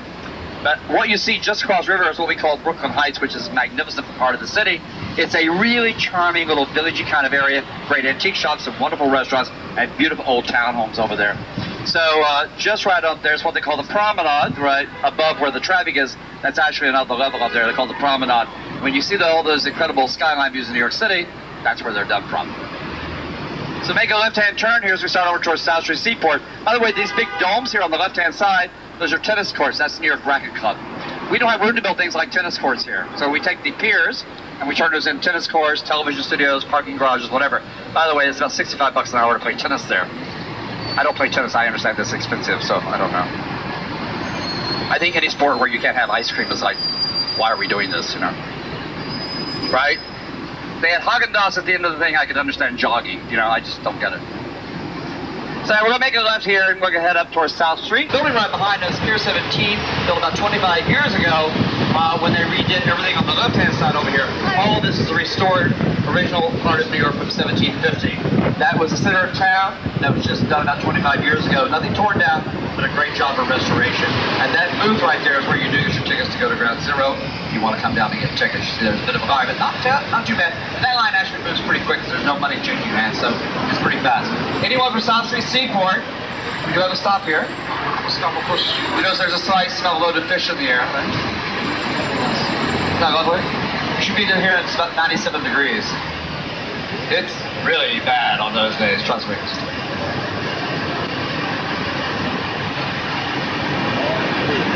So over here on the left-hand side, by the way, if you're coming down to Seaport, the really good restaurants are over here. Over here on this side is more like food court stuff and things like that. It's not bad, but the really better restaurants are on the left-hand side here. That's why I like to go over here. Get the lobster.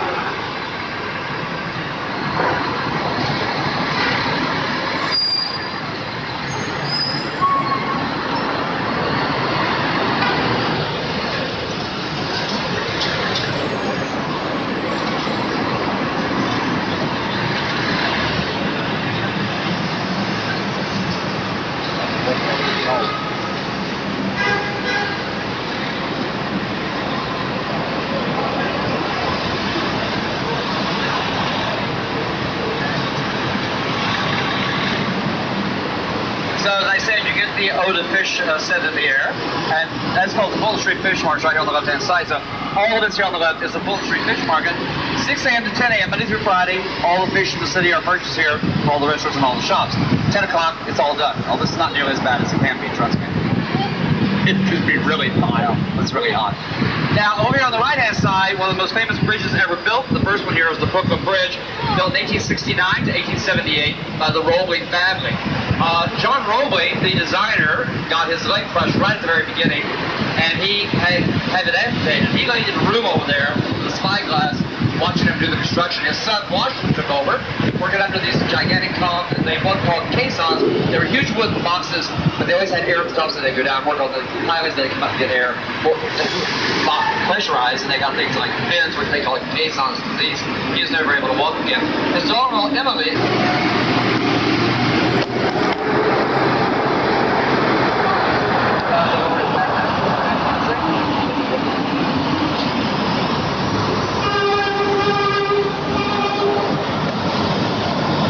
that also takes trains. That's the W line, the subway line up there on top. All those trains go represent one line. So we're coming up to Chinatown again. This is the largest Chinatown in the world outside of mainland China. It's bigger than Vancouver and larger than San Francisco.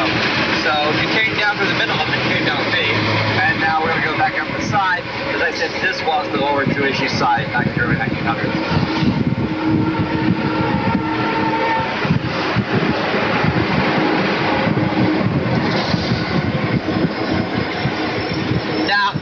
This area, as I said, went through a massive change in about 1964, and that's when this area kind of exploded. For instance, there's a Buddhist temple right here on the right-hand side. See the statue out here in front. But look at the building. That's actually an old synagogue back in the early 1900s. So a bookstore down below, temple up on top, and a fish store just right next door to it. So dual and everything in this area. Chinatown, of course, famous for the markets, the fish stores, and all that. And it's a very busy part of the city down here. Now, as I said, only since '64 did all this really come into being. So back in the early 1900s, that's when you would have had all the push carts on the street, thousands of people in this area. And when that area kind of started slimming down and coming way down as they began moving out of here, that kind of moved over to the right, what we call Alphabet City. When they finished building New York, they started to expand it. Nobody wanted to live on Avenue 1.5, so they went to the Alphabet, it's now ABC. So Alphabet City, as we call it, is over to the right, and that is what is really now what's left of the lower Jewish East Side. Chinatown, all the signs you see, by the way, can be read in either Mandarin or Cantonese, and English, of course. English, however, is the second language down here, will be for a very long time. And it will change in time. It's just the Chinese have kind of a totally different take on assimilation. More so the other immigrant groups have been in and out of New York. They tend to take a much longer time to really move out of these areas, have a much stronger sense of family, a much stronger sense of community. Somebody wanted to go back to Greenwich Village, Soho? Okay, you get off right up here, you walk straight across. I'll show you how to get up there, okay? So anybody going for Chinatown, Greenwich Village, or Soho, it's the next stop, be where you begin off to do that. So just stay seated, we have to go across the street up here. The street here on the right will also be Katz's Deli, just 2 blocks down here on the right, one of the most famous in the city. So when Harry met Sally, the scene in the restaurant where Sally showing off to Harry wants to hide what she's having, that was filmed in Katz's just right down there on the corner. So there's Statue of Lenin down there on the clock tower, see? As I said, the numbers make absolutely no sense. Now, as you come into the East Village here, this is a totally different part of the city. It's totally different than the West Village. You can afford to live over here. But it's a kind of a people march their own drama, laid back kind of interesting little place. Everything's kind of spiked and pierced. So if you need to get a nose ring or a small discreet tattoo to take home as a souvenir, this would be the area to come and do all that, okay? Up here on St. Mark's Place, there's just one tattoo shop after another at piercing places. But in today's world, Chinatown really is the last really huge ethnic area we have. This is a very small one here. This is called Little India through here. There's a bunch of Indian restaurants and grocery stores. And if you like Indian food, this is a great area to come to. The food is very inexpensive down here. It's very good. And you can have some really good dinners down here. So if you like Indian, this is the spot. Very busy usually during the evenings down here. Now we're going to cross the street up here. As we do, we come into what is called the Little Ukraine. And on the left-hand side, for instance, Teresa is probably the most famous Polish restaurant in the city.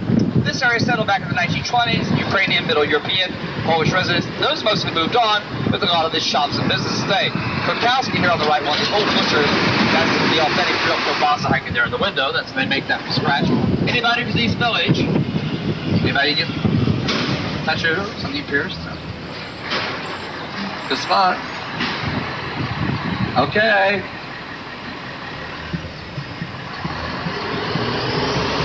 Now, if you saw the movie Coyote Ugly, the saloon's right here on the left-hand side with that yellow awnings over here on the left. That's the actual saloon right there. And no, fellows, those girls are called actresses. They don't actually work there. But the girls work there very nice. They're just not those girls, okay? So don't get too excited. But, you know, if you're looking for someplace to go for dinner at night, this is kind of an interesting area. I know it doesn't look like much on the surface, but it's very safe. This is really a neighborhood. It's mostly families down here. So you won't be pillaged and burned. But you can eat very, very well. You can have a great time, and you won't spend a fortune. And every kind of food you can imagine, everything from Italian to Filipino, Polish, Ethiopian. So you can find it all down here, and it all is really quite fascinating. So if you like to try different kinds of ethnic foods, this is a great area to come to.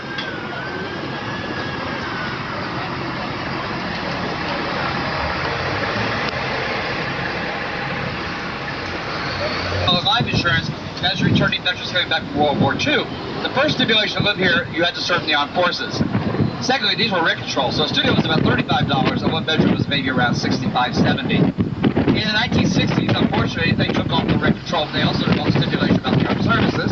So in today's world, a one bedroom here will run you $3,700 a month. Have it up on this night. All these penthouses is for sale there for about $36 million.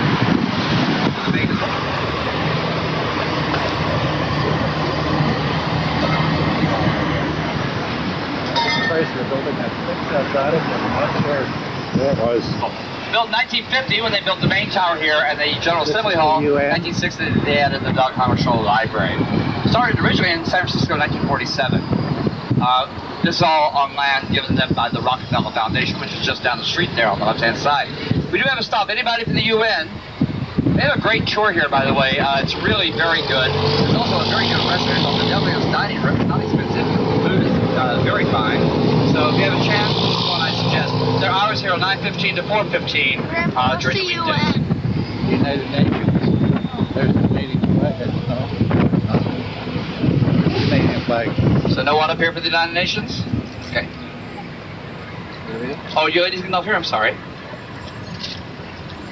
Okay.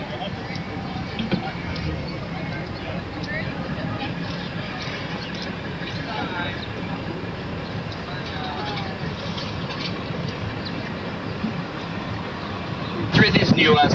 The other one's on 96th Street, and the third one's in Des Moines, Iowa. Now up here on the right-hand side is a fabulous St. George the Dragon, given to them by Russia on the 50th anniversary of the United Nations. Check out the dragon's body. It's an old nuclear missile. It's kind of cool, huh? Someone asked me recently where the people here get their groceries. I said people live here don't buy groceries. They have people who do that for them.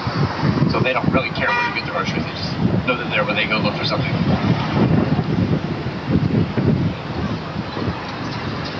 By the way, the lottery is $9 million this week.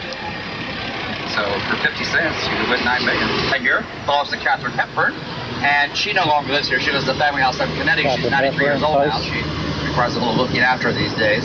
And then the brown one just here on the right-hand side, this kind of chocolate brown, that was Betty Davis's. Stephen Sondheim, the famous Broadway composer, also lives along here. He has two of these joined into one house. These on this side over here have magnificent gardens in the back there, unbelievable. So Katharine Hepburn's had hers there since 1926, and I know someone who was renting that house for a while. There's one room that has every costume she ever wore. She's so hanging there.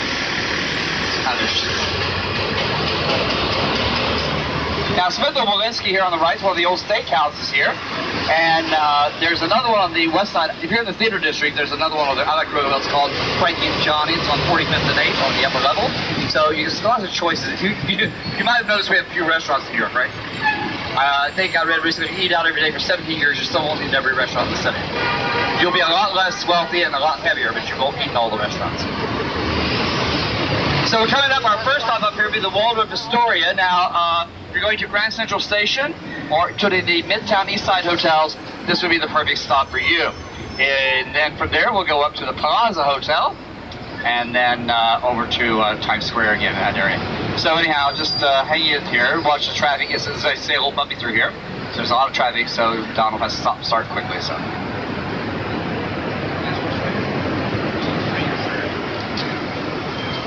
We're here for the stop here at the Waldorf, and then we'll be heading up towards Rock Center and then towards the Central Park South stop. Thank you. Again, if you're leaving the bus today, tips are accepted. As I said, go on the way down. Donald Nice Shirts, one-way maker living. So if you've enjoyed your ride back up, we thank you for keeping us in mind as you leave the bus. So anyhow, let us come to our stop up here. Ready about it before we leave Waldorf.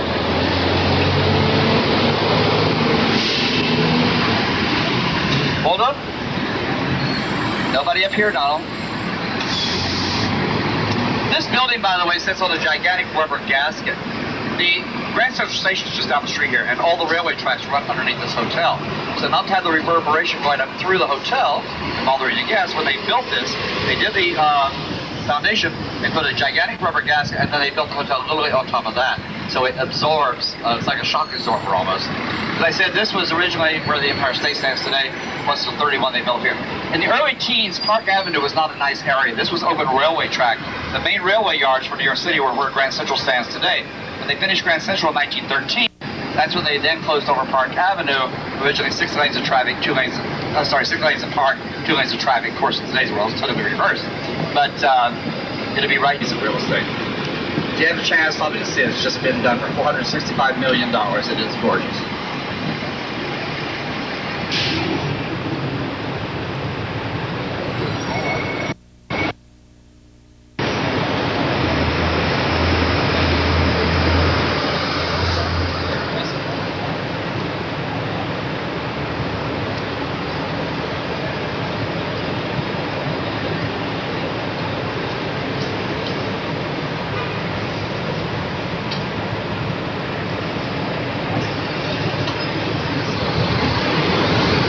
If you look at the right-hand side, there's a beautiful stone building on the right. That's the Archdiocese of New York. That's where the yellow and white flag, that's where Cardinal Egan lives. The big brownstone on the right is the old Archdiocese. That's now the New York Palace Hotel. The Cirque, one of the most famous restaurants in New York City, is located on the ground floor there. Coming up on the right-hand side, Saks Fifth Avenue. And standing just on the other side of Saks here will be St. Patrick's, one of the most beautiful cathedrals in the world. It's the 10th largest world. It's the largest Catholic cathedral in America. Built in 1858, finished 1888. Now, for those of you who want to do the Uptown Tour, you got a couple of choices. You can get off here at Rockefeller Center. You can walk 2 blocks, and you go to 47th and Broadway, and that's where you pick up the Uptown Tour. Or you can stay on with us, get on with the Sheraton, and walk down to 47th. It's about the same distance, and do it from there. There's the famous skating rink on the right-hand side. And on the left-hand side, NBC, where they do the Today Show with Matt and Katie, 7 a.m. every morning. We're stopping just right on the other side here. So if you want to do the Uptown Tour, you can walk straight across here to 47th Street and Broadway. These big red buses, you can't miss them. Or you stay with us to Sheraton, it's still not the same amount of distance. This way, I know you'll make it the time for sure. So if you're going to get off here for the Texaco, also McGraw Hill, massive companies all up and down through here. It's quite an interesting part of the city.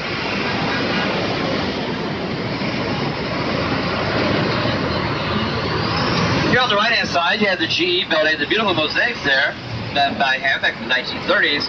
Really quite extraordinary work. And on the right-hand side, Rose City Music Hall, the largest theater in the world, over 6,000 seats. Enrique Iglesias there, March 16th, ladies. It's already sold out, unfortunately, but it is used for concerts all during the year. It's still the Rockettes and the Christmas Spectacular and the holidays. If you have a chance, they do a tour here that's really quite wonderful. They spent about $75 million on the restoration here last year. It is absolutely gorgeous. So it's a wonderful old Art Deco building. Now, I see the skating rink again here just a second on the other side. And people down there just skating away. Now, the end of next month, they will take the ice rink out, and that will become an outdoor restaurant for the summer months. And nicely done, I might add. It has big, huge pots of geraniums, lots of umbrellas, things. It's very pretty, pretty area.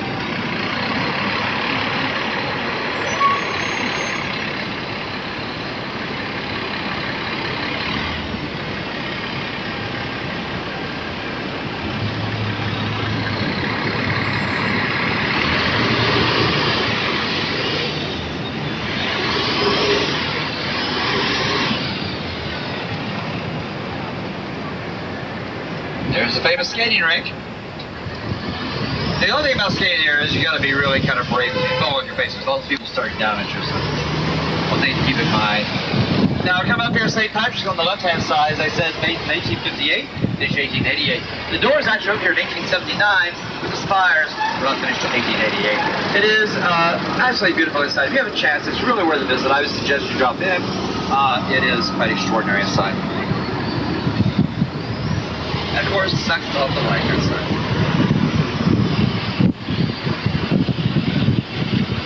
As I said, here on the left-hand side is the Archdiocese. That's where Cardinal Egan lives. But used to live across the street. Several years ago, that was the old Archdiocese over there.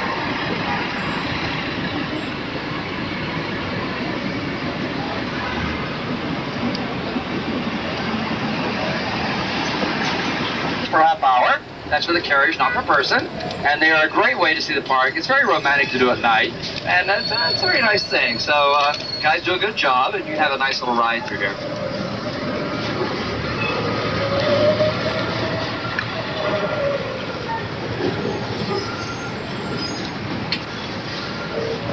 Statue on the left-hand side, by the way, is William Tecumseh Sherman. Sherman was a Northern general who did Sherman's March to the Sea back in the Civil War period. He's the one who burned Atlanta, if you ever saw Gone with the Wind.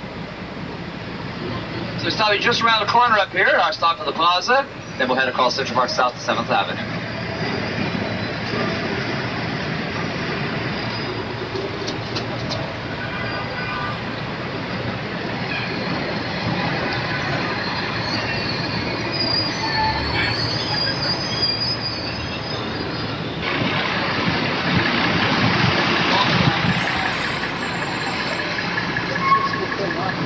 Huh?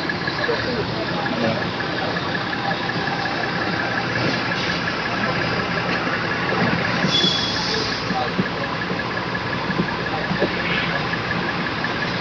First of April, every weekend. It's a nice, actually, a nice trip down the river here, 7 days. It's about a day and a half getting down. They stay there for like 3 or 4 days. Use the Chevalier Hotel, and then day and a half back up. So it's really nice. Great way to do it.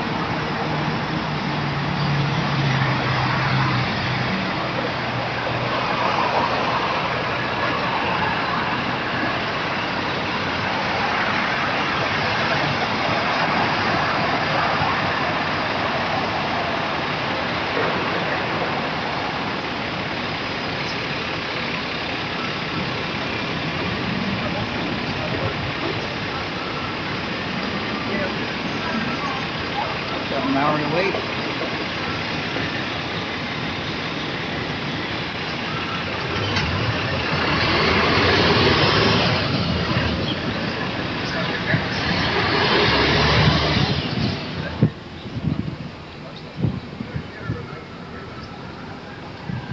So coming up in second here will be the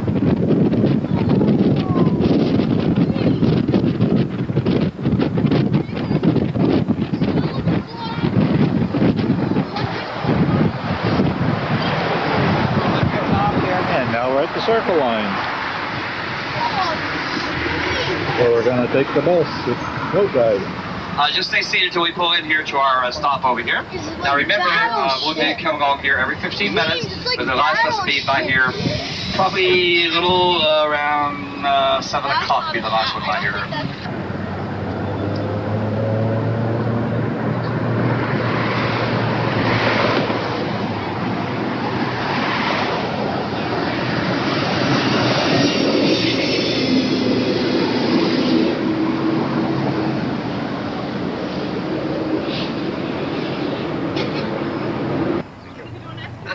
Oh, yeah. The bags are all over there. How long are you over for? They're over.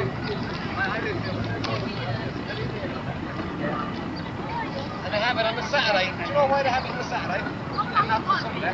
It's because people will be open Friday, won't be a mess. So The Black Kern E825.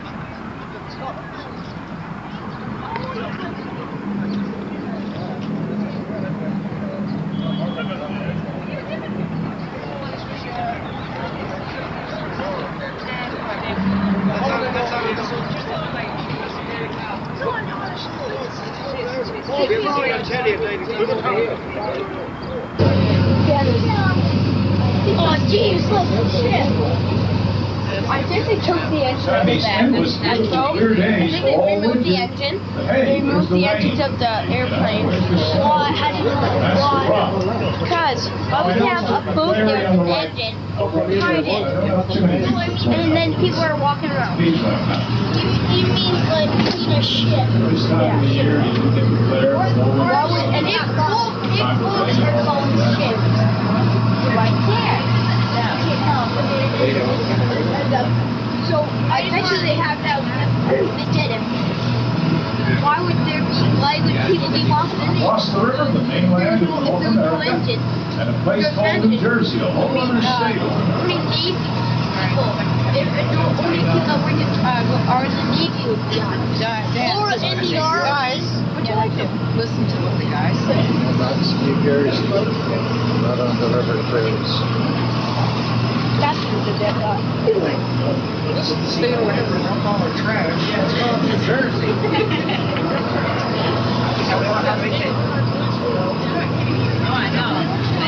Well, folks, there it is, the Empire State Building. I always point that out first for good luck. There it is with the tower and the aerial. It's been there since 1931. It has that wonderful view from up there. The greatest building in all the world. Now, the building on the left with all the black glass behind the theater is the Javits Convention Center, where all the big trade shows are. On Easter week, they're going to have the automobile show in there, with all the new cars and the vintage cars. We're getting from Ground Zero to go to Staten Island.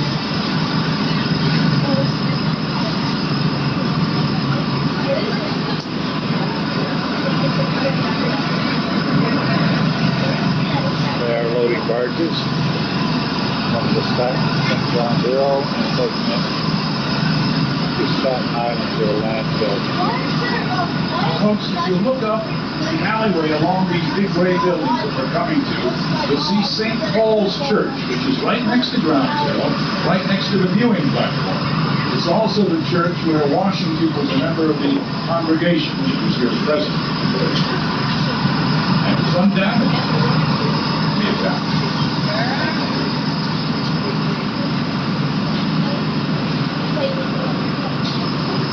Okay, now look up this alleyway here. See the church.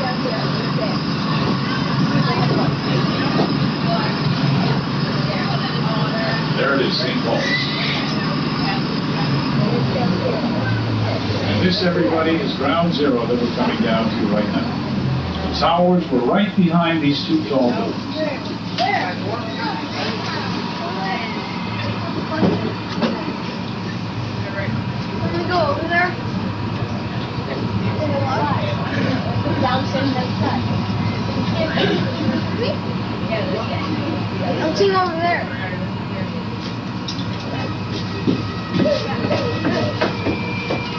Now the round glass structure is the Winter Garden. Although damaged, it survived. The building with the flag on it took a very bad hit, very badly damaged. And to the left of the Winter Garden, the tall building with all the damage is American Express, also very badly damaged.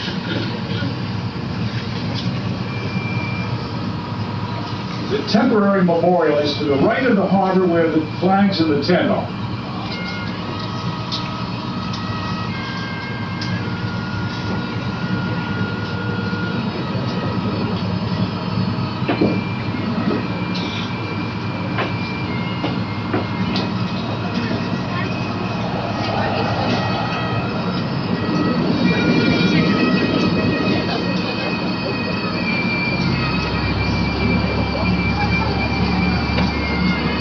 Who's playing the bagpipes?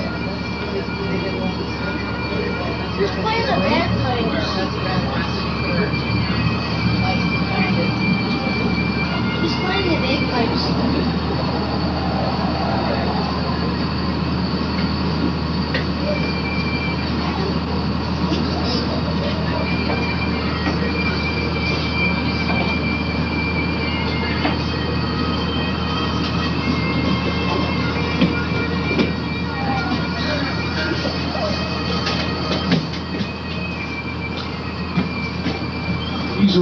that's here in the middle.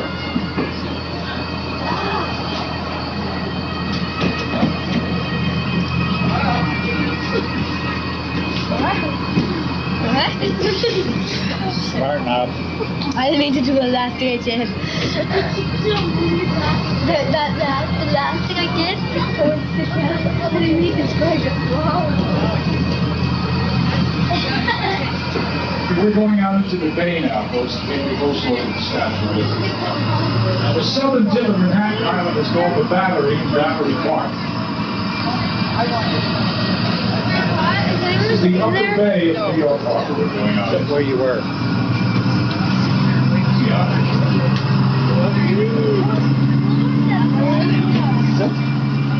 Don't move. Jersey City over correctly. We're building an international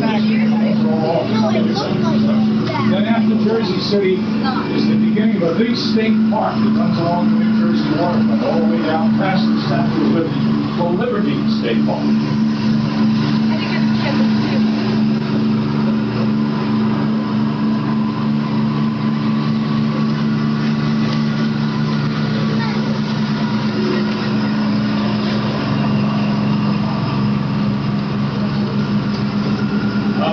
Over on the right there with the clock and the tower that you sort of in silhouette, that was a railroad ferry terminal for over 100 years. Now it's a museum and part of Liberty State Park. We'll be going by Ellis Island now in a couple of minutes.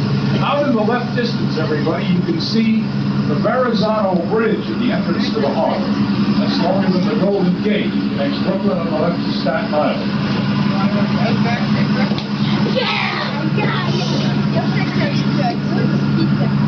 What did you say?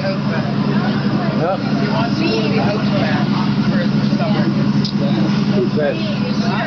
You asked him to tell He just said. Oh. Go to the Outback. Dan, please sit down. What is Well, there are a lot of photographs and exhibits. Then out on the lawn, there are panels with the names of thousands of immigrants whose families have contributed money to the Ellis Island Fund. All this restoration is being paid for by donation, not tax money. The ferry boats that go to the Statue of Liberty also go to Ellis Island. Now, folks, these buildings are open to the public. The museum is open. The Statue of Liberty is not open. I hope you all are aware. If you go out to the island and walk around on the island, you cannot go into the statue. They have given no indication when they will lift it. So, for the time being, the Statue of Liberty is closed.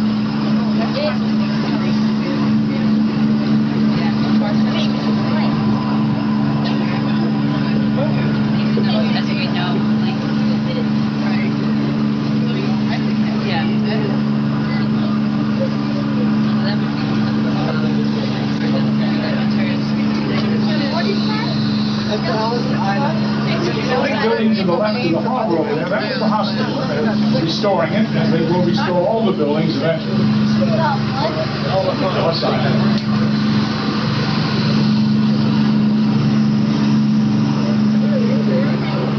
This is all Ellis Island.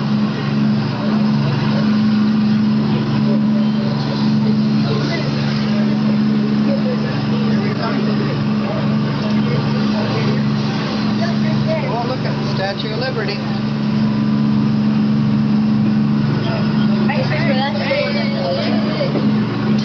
Tyler, do you want to take a picture of the Statue of Liberty? Okay. Remember, I got a picture for you of it? I had a picture of it. Or I had two pictures, remember?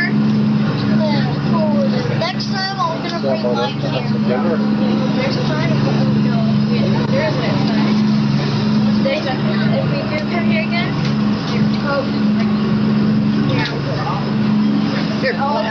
They're planning to come. 3 feet high. Statue and base combined. She's also green. That's formed by the soul hair on the copper. She was designed by, first of all, in her left hand is the Declaration of Independence, with the date on the cover, July 4th, 1776. She was designed by Bartholdi. The inner structure was built by Eiffel of the Tower fame. Now, when they reopened the statue, if you go there, you can go up into the crown, but not the torch. The poem about the huddled masses yearning to breathe free was written by a native New Yorker, Emma Lazarus, and the poem is inscribed in the museum at the base of the statue.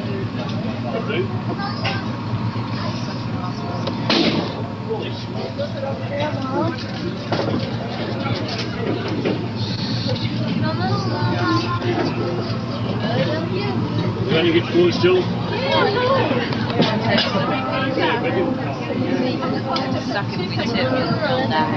No, they play music together, so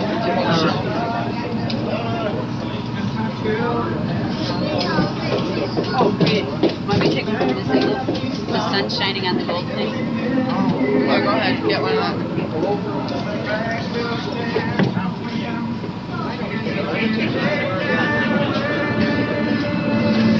So what's going to happen?